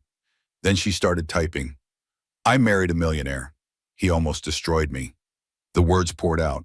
3 years of silence breaking open. 3 years of secrets spilling onto the page. 3 years of pain finally given voice. She wrote until 3 in the morning, until her hands cramped, until her eyes burned, until the truth was finally completely devastatingly told. Elena's story appeared in the Washington Post 3 days later, not under her real name. She wasn't ready for that level of exposure yet. But her words, her truth, her story told in her own voice for the first time. The headline was simple, direct, powerful. "I married a millionaire. He almost destroyed me," by Anonymous. The article detailed everything: the whirlwind courtship, the systematic isolation, the financial control, the escalating emotional abuse, the physical violence, the assault at the tennis club, the system that protected wealthy abusers, the difficulty of leaving, the cost of staying. It went viral within 2 hours of publication. Elena watched the response from Ryan's apartment, sitting on his couch, laptop open, phone buzzing constantly, thousands of shares on social media, thousands of comments, thousands of people reading her words, her pain, her truth. Most responses were supportive, encouraging, validating. "This is every woman I know. Every friend who disappeared into marriage. Millionaires think they're above the law. Finally, some real accountability. My ex did exactly these same things. Exactly. I thought I was the only one. Thank you for speaking up. You probably just saved someone's life." But some responses were vicious. Cruel. Exactly what she'd feared. Obviously lying for money. Classic gold digger behavior. She's trying to destroy this man's life over nothing. Women do this constantly. Pregnancy hormones make women insane. She's probably imagining half of it. I know the Morgan family personally. They're good people. This woman is clearly disturbed. Elena closed the laptop. I can't read those. I can't see what strangers are saying about me. Then don't, Ryan said gently. Focus only on the people who matter, the people who actually know you, the people who believe you. Bradley's response came through his attorney by noon, a formal cease and desist letter, threats of defamation lawsuits, demands that she immediately retract the article and issue a public apology, claims that she'd violated the non-disclosure agreement in their prenuptial agreement. Timothy Ashford laughed when he read it over the phone. Actually laughed. This is perfect. He just confirmed everything you wrote. If the article were false, he'd ignore it. Instead, he's threatening legal action, which shows consciousness of guilt. We're absolutely not retracting anything. This letter actually helps our case. But the real bombshell dropped at 2 in the afternoon. One of Bradley's ex-girlfriends came forward publicly, Amanda Richardson, the one who'd filed a restraining order 5 years earlier. Her non-disclosure agreement had expired after 5 years. She was finally free to speak. She gave an interview to the same Washington Post reporter who'd published Elena's story, described similar patterns, similar control, similar violence, similar tactics by Bradley's family to silence her. Then a second ex-girlfriend came forward, Jessica Martinez. Then a third, Catherine Wright. By evening, 7 women total had contacted Timothy's office, all with stories about Bradley Morgan, all with evidence, text messages, emails, photographs of bruises, medical records, all willing to testify if necessary. This is bigger than just your divorce case now, Timothy told Elena over the phone, his voice humming with energy, professional satisfaction. This is a pattern, a history. Bradley Morgan isn't a stressed man who made one isolated mistake. He's a serial abuser whose family has been covering for him systematically for over a decade. Elena felt dizzy, overwhelmed. 7 women? 7 that we know of? 7 willing to come forward publicly.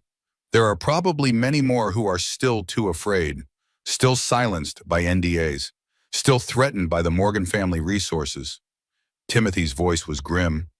The district attorney wants to meet with all of you. Build a comprehensive criminal case, not just for your assault, for everything.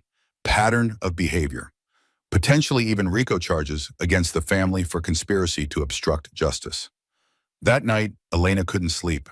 She stood in Ryan's small kitchen at 2 in the morning, drinking chamomile tea, staring at nothing, thinking about 7 women, 7 lives Bradley had damaged, 7 stories of survival. Ryan appeared in the doorway, silent, watching. Can't sleep? 7 women, Ryan. 7 that I know about now. How many more didn't come forward? How many more are still trapped? Still suffering? Still too scared to speak? Elena's voice broke. I could have stopped this earlier. If I'd reported him sooner. If I'd pressed charges the first time he grabbed me. No. Ryan's voice was sharp, firm. Stop that right now. You're not responsible for his violence. Only he is. Only Bradley. You survived. That's the only thing that matters. You survived, and now you are fighting back. But those other women survived too, and now they're speaking up because you spoke first. You gave them permission, courage, hope. You showed them that it's possible to fight back against money and power. Ryan moved closer. You're not a villain in this story, Ellie. You're a hero, even if you don't feel like one yet. The baby kicked, hard, strong, insistent, a reminder of what she was fighting for, who she was protecting. I'm scared, Elena whispered. What if I'm not strong enough for this? What if I break under cross-examination? What if Bradley wins anyway despite everything? He's already lost. He just doesn't know it yet. Ryan's expression was absolutely certain. You walked away. You told the truth. 7 more women found their voices because of you. His reputation is destroyed. His business is failing. His family's influence is crumbling. You did all of that. The next morning, Elena met with the district attorney. Catherine Walsh's office was intimidating, powerful, floor-to-ceiling law books, framed degrees and awards, photos with governors and senators. This was a woman who won cases, who destroyed powerful defendants, who didn't lose. With 7 victims willing to testify, we can demonstrate a clear pattern, Catherine explained. Professional, sharp, predatory behavior over more than a decade, escalating violence, family complicity in covering up crimes. This is no longer a simple assault case. This is potentially racketeering, conspiracy, witness intimidation, obstruction of justice. What does that actually mean? Elena asked. In practical terms? It means Bradley Morgan is looking at serious prison time. Not months, years, possibly 5 to 10 years depending on what else we uncover and how the jury responds. Catherine pulled out thick files. But I need you to understand something very clearly. This will be a long, difficult trial, very public. Bradley's defense attorneys will attack every woman who testifies. They'll try to discredit all of you, make you look like liars, gold diggers, vindictive exes with axes to grind. We're ready, said one of the other women sitting at the long conference table. Rebecca Thompson. She dated Bradley 7 years ago. We've been silent for too long. We're done protecting him. I have something else that might help, said another woman. Michelle Anderson. Audio recordings. Bradley didn't know I was recording our arguments. I have hours of audio files. Him threatening me, calling me terrible names, admitting he'd hit his previous girlfriend, saying his family would destroy me if I ever told anyone. Catherine's eyes lit up with prosecutorial hunger. Those recordings are potentially admissible evidence. That's extremely powerful material for trial. Elena looked around the table. 7 women, 7 stories, 7 pieces of the same terrible pattern. None of them had caused Bradley's violence. But together, maybe they could finally stop it. What about his family? Elena asked. They've been calling constantly, threatening witnesses, trying to intimidate people into silence. We're building a case against them too. Obstruction of justice, witness tampering, conspiracy. The Morgan family's systematic protection of Bradley enabled his behavior for years. They're not innocent bystanders. They're co-conspirators. Catherine's expression was hard, unforgiving. Old money doesn't protect anyone from criminal charges. They're learning that lesson the hard way. After the meeting, Elena stood outside the district attorney's office. 7 other women beside her, strangers connected by trauma, by survival, by determination to ensure Bradley never hurt anyone else. Thank you, Elena said to them, to all of them, for coming forward, for being brave, for standing with me. You were brave first, Rebecca replied quietly. You spoke up when you had the most to lose. We just followed your lead. Elena drove back to Ryan's apartment with her mother, who'd started staying there too, sleeping on the couch, helping with everything. Being the support Elena had needed for years. Her mother had seen the article, had cried reading it, had called Elena immediately. Why didn't you tell me it was that bad? Catherine asked now, her voice thick with emotion. Guilt. Why didn't you let me help? I didn't want you to worry, didn't want you to feel guilty for not noticing. I was good at hiding it. Elena's voice was quiet, sad. And I was ashamed. I thought I should have been stronger, should have left sooner, should have never gotten into that situation in the first place. Elena Marie Bennett. Her mother's voice was fierce, forceful. You survived years of systematic abuse from a wealthy, powerful man whose entire family protected him. You didn't just survive. You're fighting back now. You're helping other women. You're creating a safer world for your baby. There is absolutely zero shame in any of that. Elena's throat closed, tears burning. I'm 6 months pregnant, living on my brother's floor, fighting a legal battle that might bankrupt me, facing a trial that will expose every private moment. How is any of this better than just staying? Because you're free. Her mother's voice softened, gentled.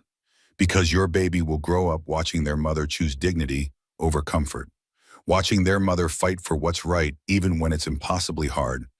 That's the best inheritance you can possibly give them. Not money, not security, courage. That night, Elena started writing again. Not for publication this time, just for herself, documenting everything, every memory, every moment, every realization. She wrote about the first time Bradley criticized her clothing, the way she'd immediately changed, the way that small compliance had opened the door to progressively bigger ones. She wrote about losing her job, how it had felt like freedom initially, then isolation, then imprisonment. She wrote about the pregnancy, how joy had mixed with terror, how Bradley's control had intensified, how she'd known somewhere deep that bringing a baby into that environment was wrong, but felt powerless to change it. She wrote about the shove, the public humiliation that had finally shattered her denial, the moment she'd stopped making excuses. She wrote about Ryan, her guardian angel in tennis whites, the brother who'd never stopped searching for her. She wrote about the 7 other women, the community of survivors who'd shown her she wasn't alone, wasn't broken, wasn't weak. By 3 in the morning, Elena had filled 30 pages. Her hand ached, her eyes burned, her back hurt from hunching over the laptop. But she felt lighter, clearer, stronger. The truth had power, speaking it, writing it, sharing it, owning it completely. The baby kicked one more time. Elena's hand went to her belly automatically. A habit now, a connection. "We're going to be okay," she whispered into the darkness. "I promise you. Whatever happens, however hard this gets, we're going to be okay." And for the first time in 3 years, she believed it absolutely. Bradley's family crumbled faster than anyone expected. Diane Morgan resigned from 3 prestigious charity boards. Bradley's father lost 2 major business contracts when partners suddenly backed out. His sister's engagement was quietly called off. The Morgan family name, once synonymous with prestige and success, became synonymous with scandal and abuse. And Bradley's final settlement offer reflected their complete desperation. $8 million, full custody to Elena. Bradley would have supervised visitation only, no non-disclosure agreement whatsoever. Elena could speak freely about her experiences whenever she chose. Bradley would pay all attorney fees for both sides, admit no criminal wrongdoing, but accept full responsibility for the assault in civil court. Timothy Ashford presented the offer with barely contained satisfaction. "This is total capitulation, complete surrender. They're trying to minimize the criminal case by demonstrating Bradley's supposed remorse through an extremely generous divorce settlement." "Will it work?" Elena asked. "Will it help him in the criminal trial?" "Not with Catherine Walsh. The district attorney doesn't care about civil settlements. She wants criminal prosecution. She wants Bradley Morgan in prison." Timothy leaned back in his expensive chair. "But this settlement does give you complete financial security, freedom to rebuild your life however you choose, independence forever." "What do I actually want?" Elena asked quietly. More to herself than to Timothy or Ryan. What did she want? She'd been so focused on surviving, on escaping, on protecting her baby. She hadn't thought beyond that, hadn't imagined what life after Bradley might actually look like. "I want a house," Elena said slowly, the words coming as she spoke them, figuring it out in real time. "Not the house I shared with Bradley. That place has too many terrible memories. But a house, something that's mine, where I can raise my baby, where we'll actually be safe." $8 million will buy a very nice house," Timothy said with a slight smile. "What else?" "I want child support. Not for me, for the baby, for everything they'll need growing up. Education, medical care, opportunities, security." Elena's voice grew stronger, more certain. "And I want Bradley to complete serious anger management, real therapy, domestic violence counseling, supervised visitation until the baby is at least 5 years old. Then we reevaluate based on his actual progress." Reasonable demands. They'll almost certainly agree to all of that. Timothy made notes. "Anything else?" "I want an apology. A real one. Public, specific, not vague statements about mistakes being made. I want him to say explicitly that he abused his wife, that he was wrong, that he's sorry." Elena looked up, met Timothy's eyes. "Can we actually demand that?" "We can try. They may refuse.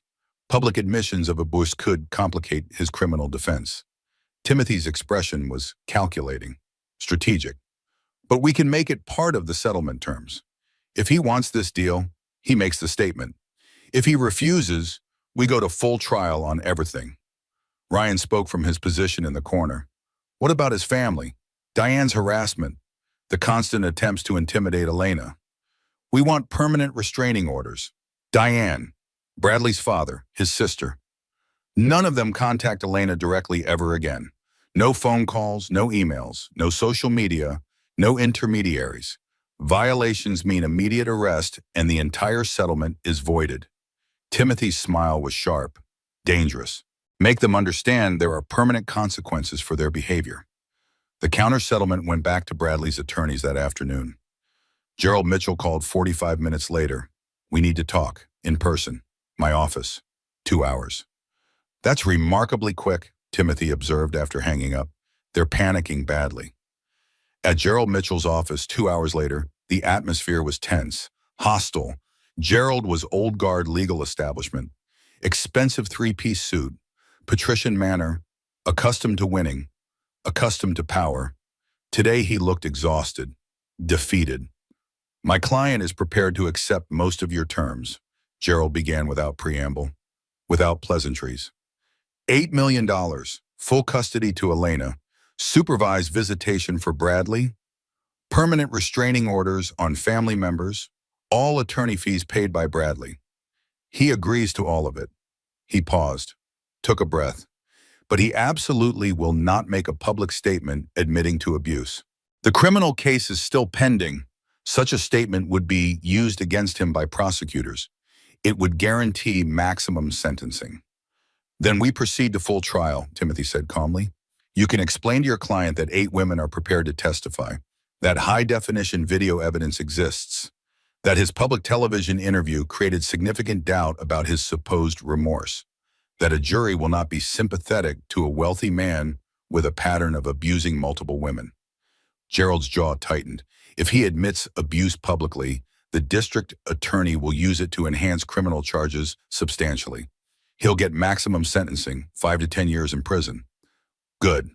Timothy didn't blink, didn't hesitate. He assaulted a pregnant woman. He abused multiple romantic partners over more than a decade. His family systematically covered up his crimes. Maximum sentencing sounds entirely appropriate. You're destroying a man's entire life over one mistake. Light mistakes that we have documentation for. Probably dozens more that were successfully hidden. Timothy leaned forward. Here's what's going to happen, Gerald. Your client is going to accept our deal. All of it, including the public apology admitting abuse, or we're going to trial, where 8 women will testify in graphic detail, where video evidence will be played repeatedly for the jury, where everyone will see exactly what kind of man Bradley Morgan actually is. Silence, long and heavy. Gerald looked at Bradley, who'd been sitting silently in the corner throughout the entire meeting. Say something, anything. Bradley's eyes met Elena's for the first time in weeks. She saw pure rage there, hatred, barely controlled violence. The mask had completely fallen away. This was who he actually was underneath the charm. You've destroyed everything, Bradley said quietly, dangerously. My business, my reputation, my family's standing, my entire life. Was it worth it? Does feeling powerful for once feel good? I didn't destroy anything, Elena replied, her voice steady, calm. You destroyed yourself. I just stopped lying about it, stopped covering for you, stopped protecting you from consequences. You could have come home. We could have worked this out privately. Instead, you made everything public, humiliated me, turned everyone against me, ruined me. Bradley's hands clenched into fists. I gave you everything. Every single thing you have, I gave you. And this is how you repay me. You gave me a cage. Elena's voice didn't waver, didn't shake. Beautiful, expensive, gilded. Still a cage. I don't owe you gratitude for that. I don't owe you anything. You owe me a child, my child. You think you're going to keep me away from my own baby? I think you're going to see your child under court-supervised conditions until you prove you're safe. until you demonstrate that you understand violence is never acceptable. Until you complete every single requirement the court sets. Elena stood. And if you don't, if you violate any terms, you'll lose even that small access. Bradley lunged forward. Ryan moved faster, caught Bradley's arm mid-motion, twisted it, forced him face first onto the conference table with minimal apparent effort. Professional, practiced, dangerous. Don't, Ryan said quietly. Don't give us more evidence. Gerald was on his feet. Bradley, stop immediately. This is exactly why you need supervision. Let him continue, Timothy said, his voice ice cold. Please, keep going. Show everyone in this room exactly why you need supervised visitation. Give us more evidence for the criminal trial. I'm recording this entire meeting. Bradley went still. The fight drained out of him visibly. He looked smaller suddenly, pathetic, defeated. I'll take the deal, he said finally, quietly. Everything you want, all of it, including the public apology admitting abuse? Timothy pressed. Long pause. Then, yes, I'll say whatever you want me to say. Not what I want you to say, the truth. Elena's voice was firm. You'll tell the truth, that you abused me, that you were wrong, that you're sorry, mean it or don't, but say it publicly. After they left Gerald's office, Elena sat in Timothy's car, shaking, not from fear this time, from adrenaline, from the profound realization that she just faced down her abuser directly, stood her ground, demanded accountability, and won. You were absolutely incredible in there, Timothy said. Genuine admiration in his voice. Most victims can't face their abusers like that, can't maintain that kind of strength and clarity. I had Ryan right there. Knowing he'd protect me helped immensely. You did it yourself, Ryan said quietly from the back seat. I just stood nearby. You found that strength inside yourself. Elena's phone rang. Catherine Walsh, the district attorney. I heard about the settlement terms, Catherine said, including the public apology admitting abuse. That's going to significantly help our criminal case. Shows consciousness of guilt. Makes his defense much harder.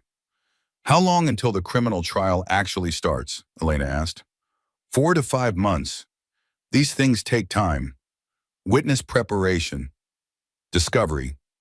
Legal motions. But Elena? Catherine paused. He's going to prison. I can promise you that absolutely.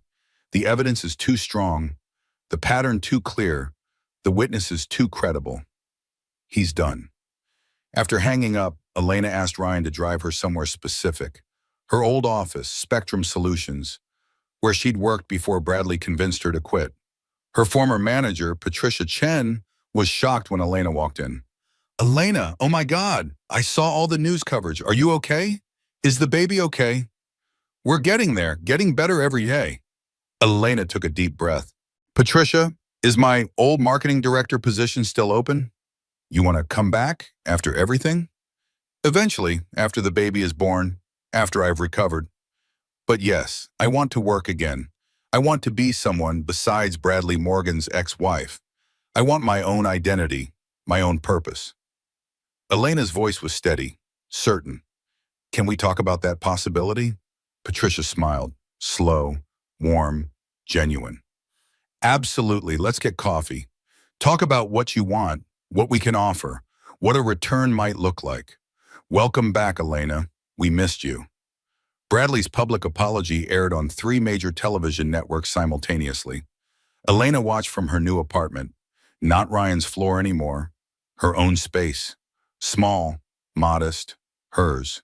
2 bedrooms, one for her, one for the baby. Furniture she'd chosen herself.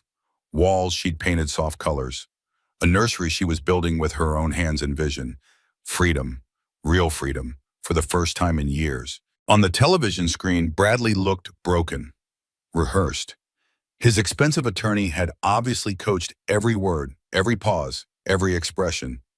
But the words themselves were clear, undeniable, legally binding. I abused my wife, Elena Bennett. Bradley's voice was steady, controlled. Emotionally, financially, physically, I systematically isolated her from friends and family. I controlled every aspect of her life. I assaulted her when she was 6 months pregnant with our child.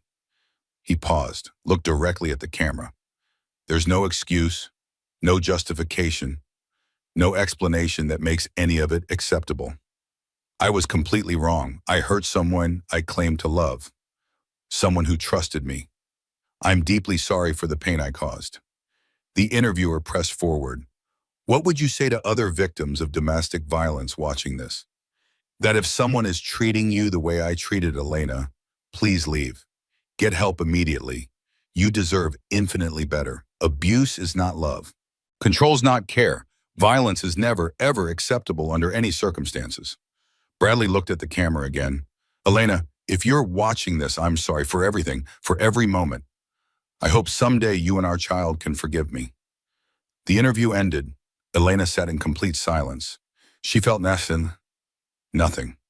No satisfaction, no vindication, no triumph, no anger, no sadness.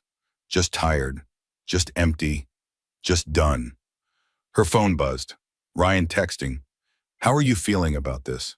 Elena typed back. Empty, numb. Is that normal? Ryan's response came immediately. Yes, closure doesn't feel like victory. It just feels like the end. Like finishing a marathon you never wanted to run. Another text, Jasmine Parker. Watching with you in spirit. You did it. You actually did it. You survived.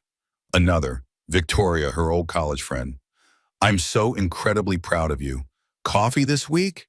I want to hear everything. I've missed you so much. Another, Patricia, job offer is officially official. Marketing director position. 75,000 salary. Start whenever you're ready. Absolutely no pressure. Elena looked around her apartment, at the life she was actively building, piece by piece, choice by choice, day by day. The baby kicked, strong, insistent. We did it, Elena whispered to her belly. We're actually free. Finally, completely free. 3 weeks later, the settlement was finalized completely. $8 million transferred to Elena's personal bank account. House purchased in her name only. Nursery furnished exactly how she wanted. Legal custody established. Permanent restraining orders issued against entire Morgan family. Bradley entered a guilty plea on the criminal charges to avoid full trial. Sentenced to 18 months in state prison, 3 years supervised probation after release. Mandatory counseling for the full probation period. Supervised visitation only with his child. His family's money and influence had finally completely failed to protect him. Elena started her 3rd trimester, working part-time remotely for Spectrum Solutions, slowly rebuilding her career, her confidence, her sense of self, making new friends through the Women's Shelter Support Group, reconnecting with old friends who'd never stopped caring despite the years of silence. Ryan moved into an apartment in her building, 2 floors down, close enough to help with the baby, far enough to give Elena genuine independence and privacy. You don't have to stay nearby, Elena told him one afternoon. They were having lunch in her apartment. You could go anywhere, do anything. You're not responsible for me. I want to stay, Ryan said firmly. I missed 8 years of your life. 8 years I can never get back. I'm not missing this. Your baby's first steps, first words, first everything. I want to be the cool uncle. I'm staying right here. Elena's throat closed with emotion. Thank you for everything, for finding me, for protecting me, for helping me remember how to be brave. You were always brave, Ryan said gently. You just forgot for a while. Now you remember. 1 month before her due date, Elena did something she'd been avoiding. She went back to Riverside Tennis Club, the scene where everything had fallen apart, where everything had begun. Marcus Webb saw her immediately, came over quickly. Elena, I hoped you'd come back eventually. I wasn't sure I could, wasn't sure I wanted to. Elena looked around. The terrace where Bradley had shoved her looked smaller now, less intimidating. Just a place, just stone and tables and memories that were losing their power. A lot has changed since that night, Marcus said quietly. We've implemented comprehensive new policies. Mandatory staff training on recognizing domestic violence. Support resources posted in every restroom. We never want to be a place where abuse happens again, where we look away. That's really good. Elena touched her belly, nearly full term now. Any day the baby could come. I wanted to thank you for testifying, for not looking away when it mattered most. I should have intervened sooner. I saw the warning signs for months. The way he spoke to you, the way you'd flinch. I told myself it wasn't my business. Marcus's expression was pained, guilty. I was wrong. When someone's being hurt in front of you, it's always your business. You helped when it counted most. That's what matters.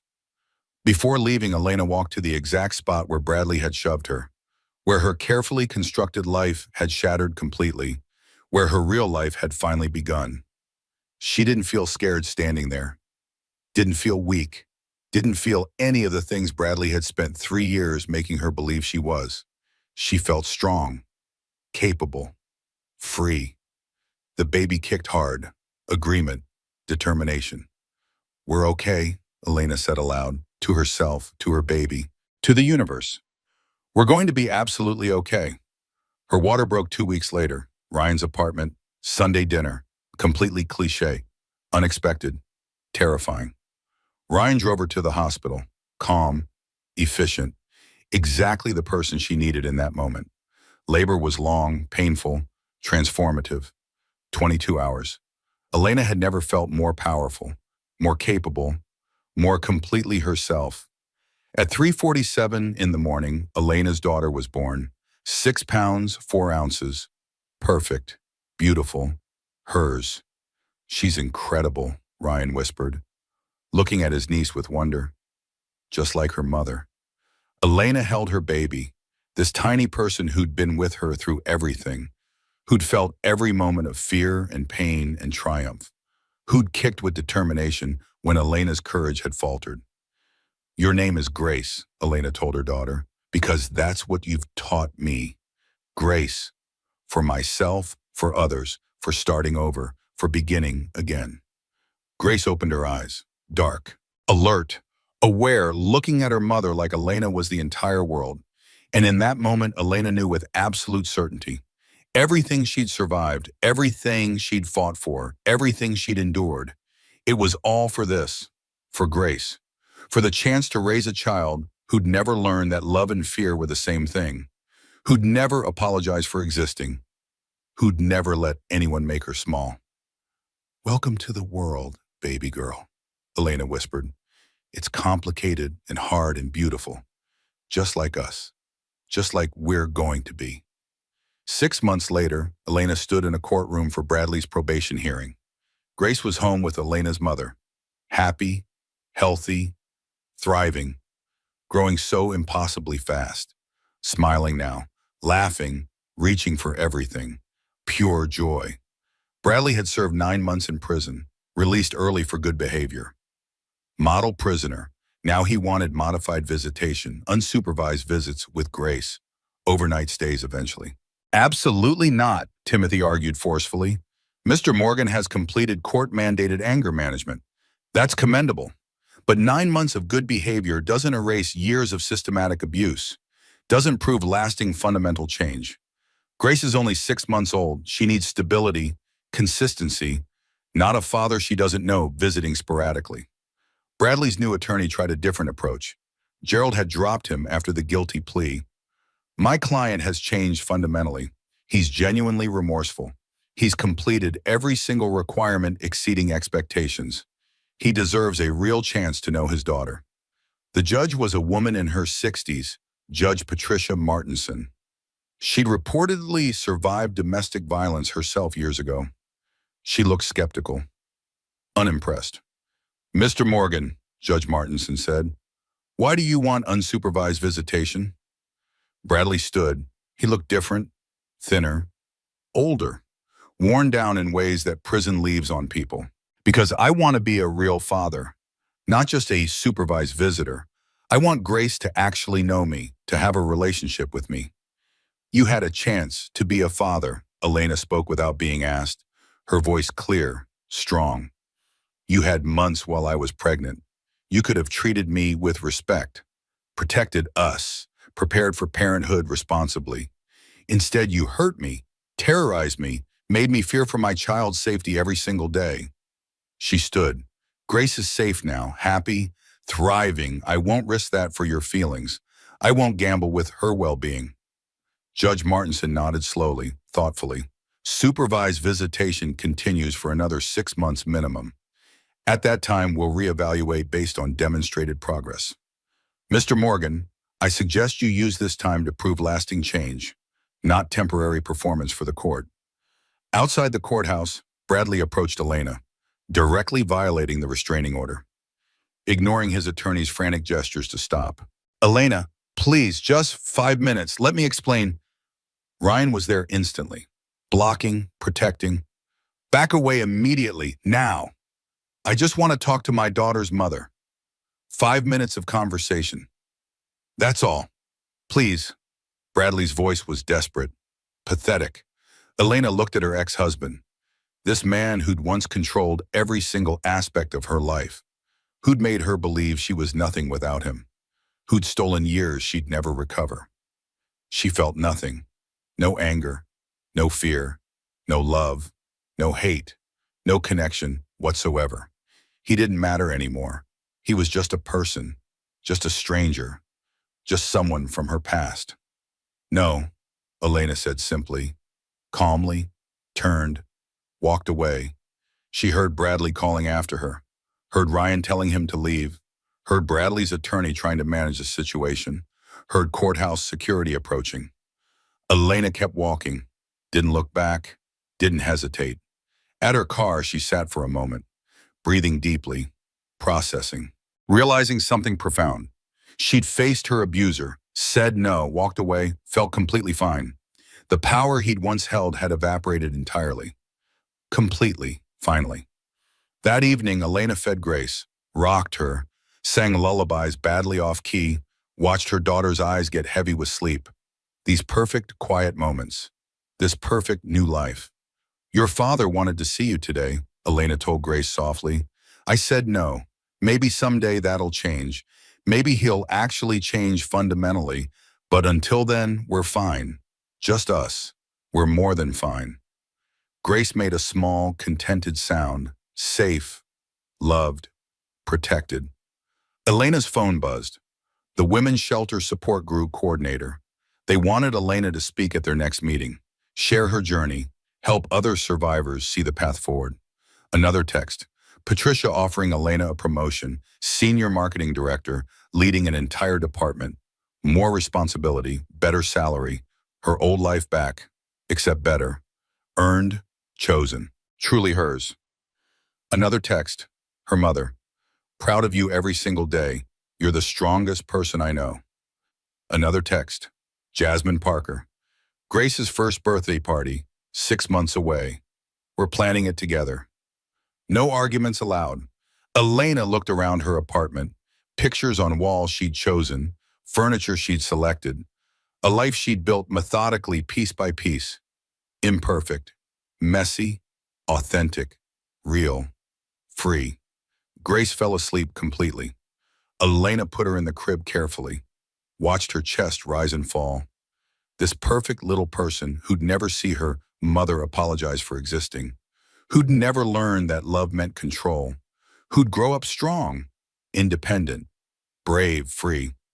Not because Elena was perfect, but because Elena was real, was honest, was herself.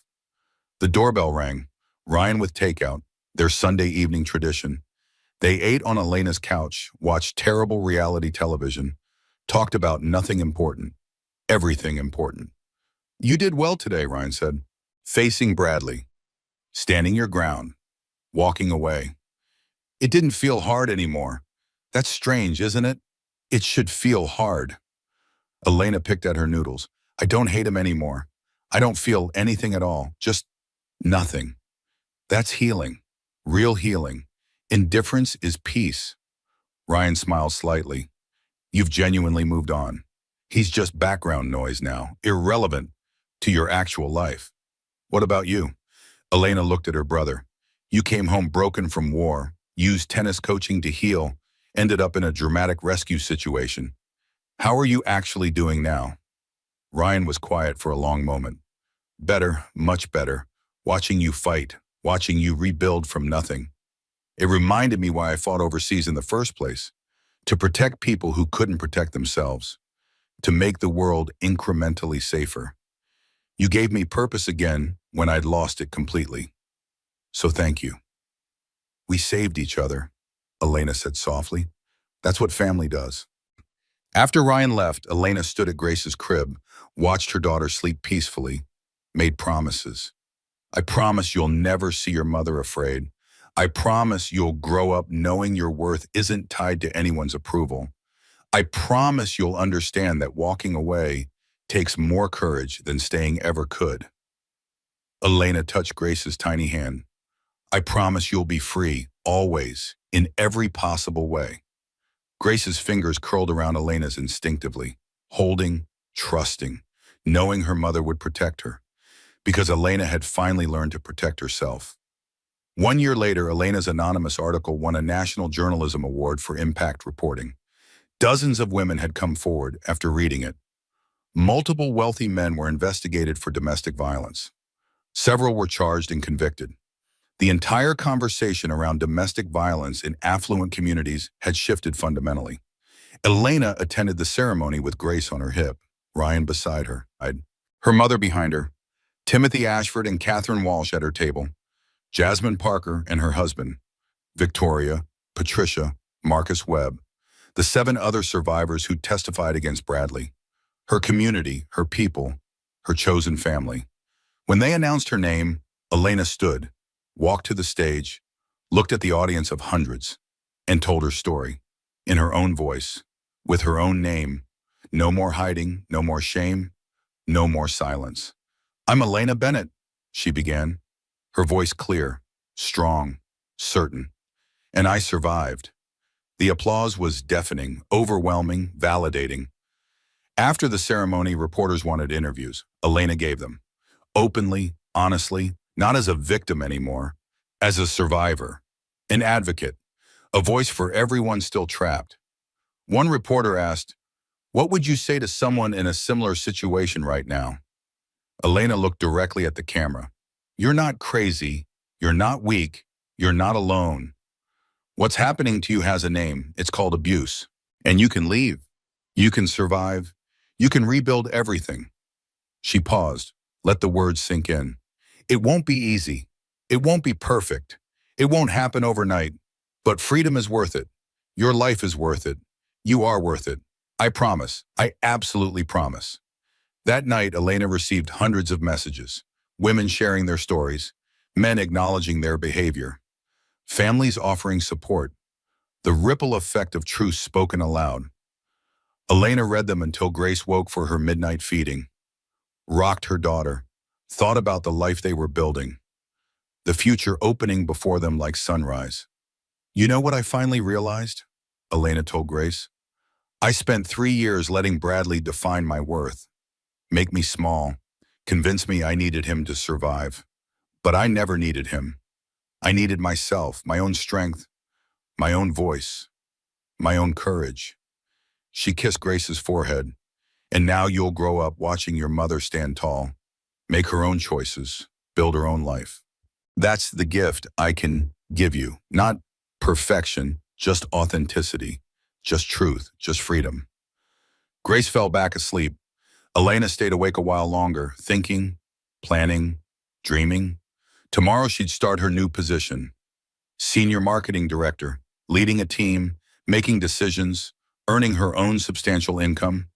Next week she'd speak at 3 different women's shelters, share resources, offer hope, remind survivors they're not alone.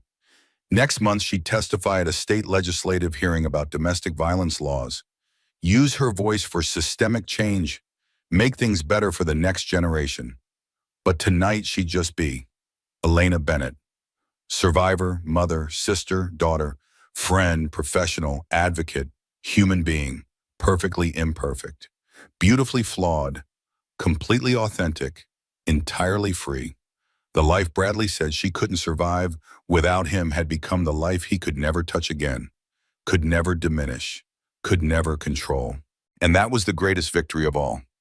Thank you for staying with Elena's story all the way to the end, for sitting with her pain, her fear, her courage, her triumph. If this story moved you, I'd be grateful if you'd hit that like button right now. It helps other people find Elena's story, other people who might need to hear it, who might be living it. Drop a comment below. Tell me what moment hit you hardest, what realization struck deepest, or just say you were here, that you listened, that you witnessed. Your words matter more than you know. Share this story, please. Share it with someone who needs to hear that leaving is possible, that courage exists, that freedom is real. You might save a life, truly. And if you haven't subscribed yet, please do. Hit that subscribe button and turn on notifications. This channel tells stories that matter. Stories about real people facing impossible situations. Stories that need to be heard. Next time, I'll tell you about the woman who discovered her perfect husband had 3 other families, 3 other wives, 3 completely separate lives, and how she brought them all together to take him down. But that's a story for another day. Until then, remember Elena's words. You're not crazy, you're not weak, you're not alone, and you're worth fighting for. Thanks for listening. I'll see you in the next story.